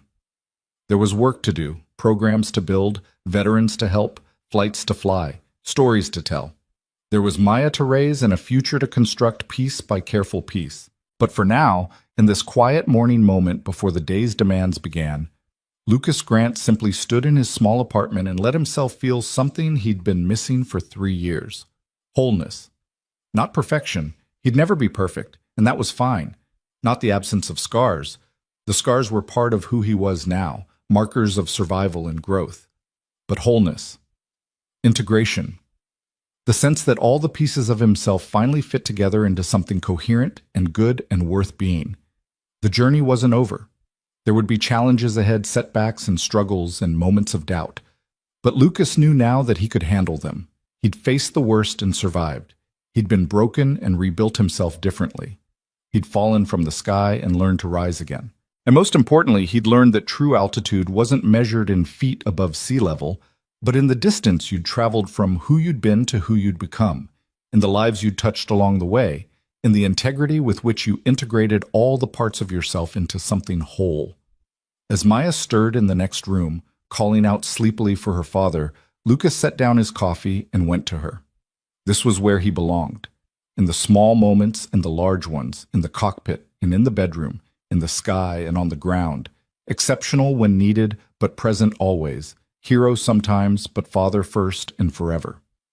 The story of Lucas Grant, the CEO had mocked and fate had called, had reached its resolution not in dramatic rescue but in quiet integration, not in choosing between lives but in weaving them together, not in being perfect but in being whole. And that, Lucas realized as he scooped up his daughter and she wrapped her arms around his neck, was the only ending that mattered.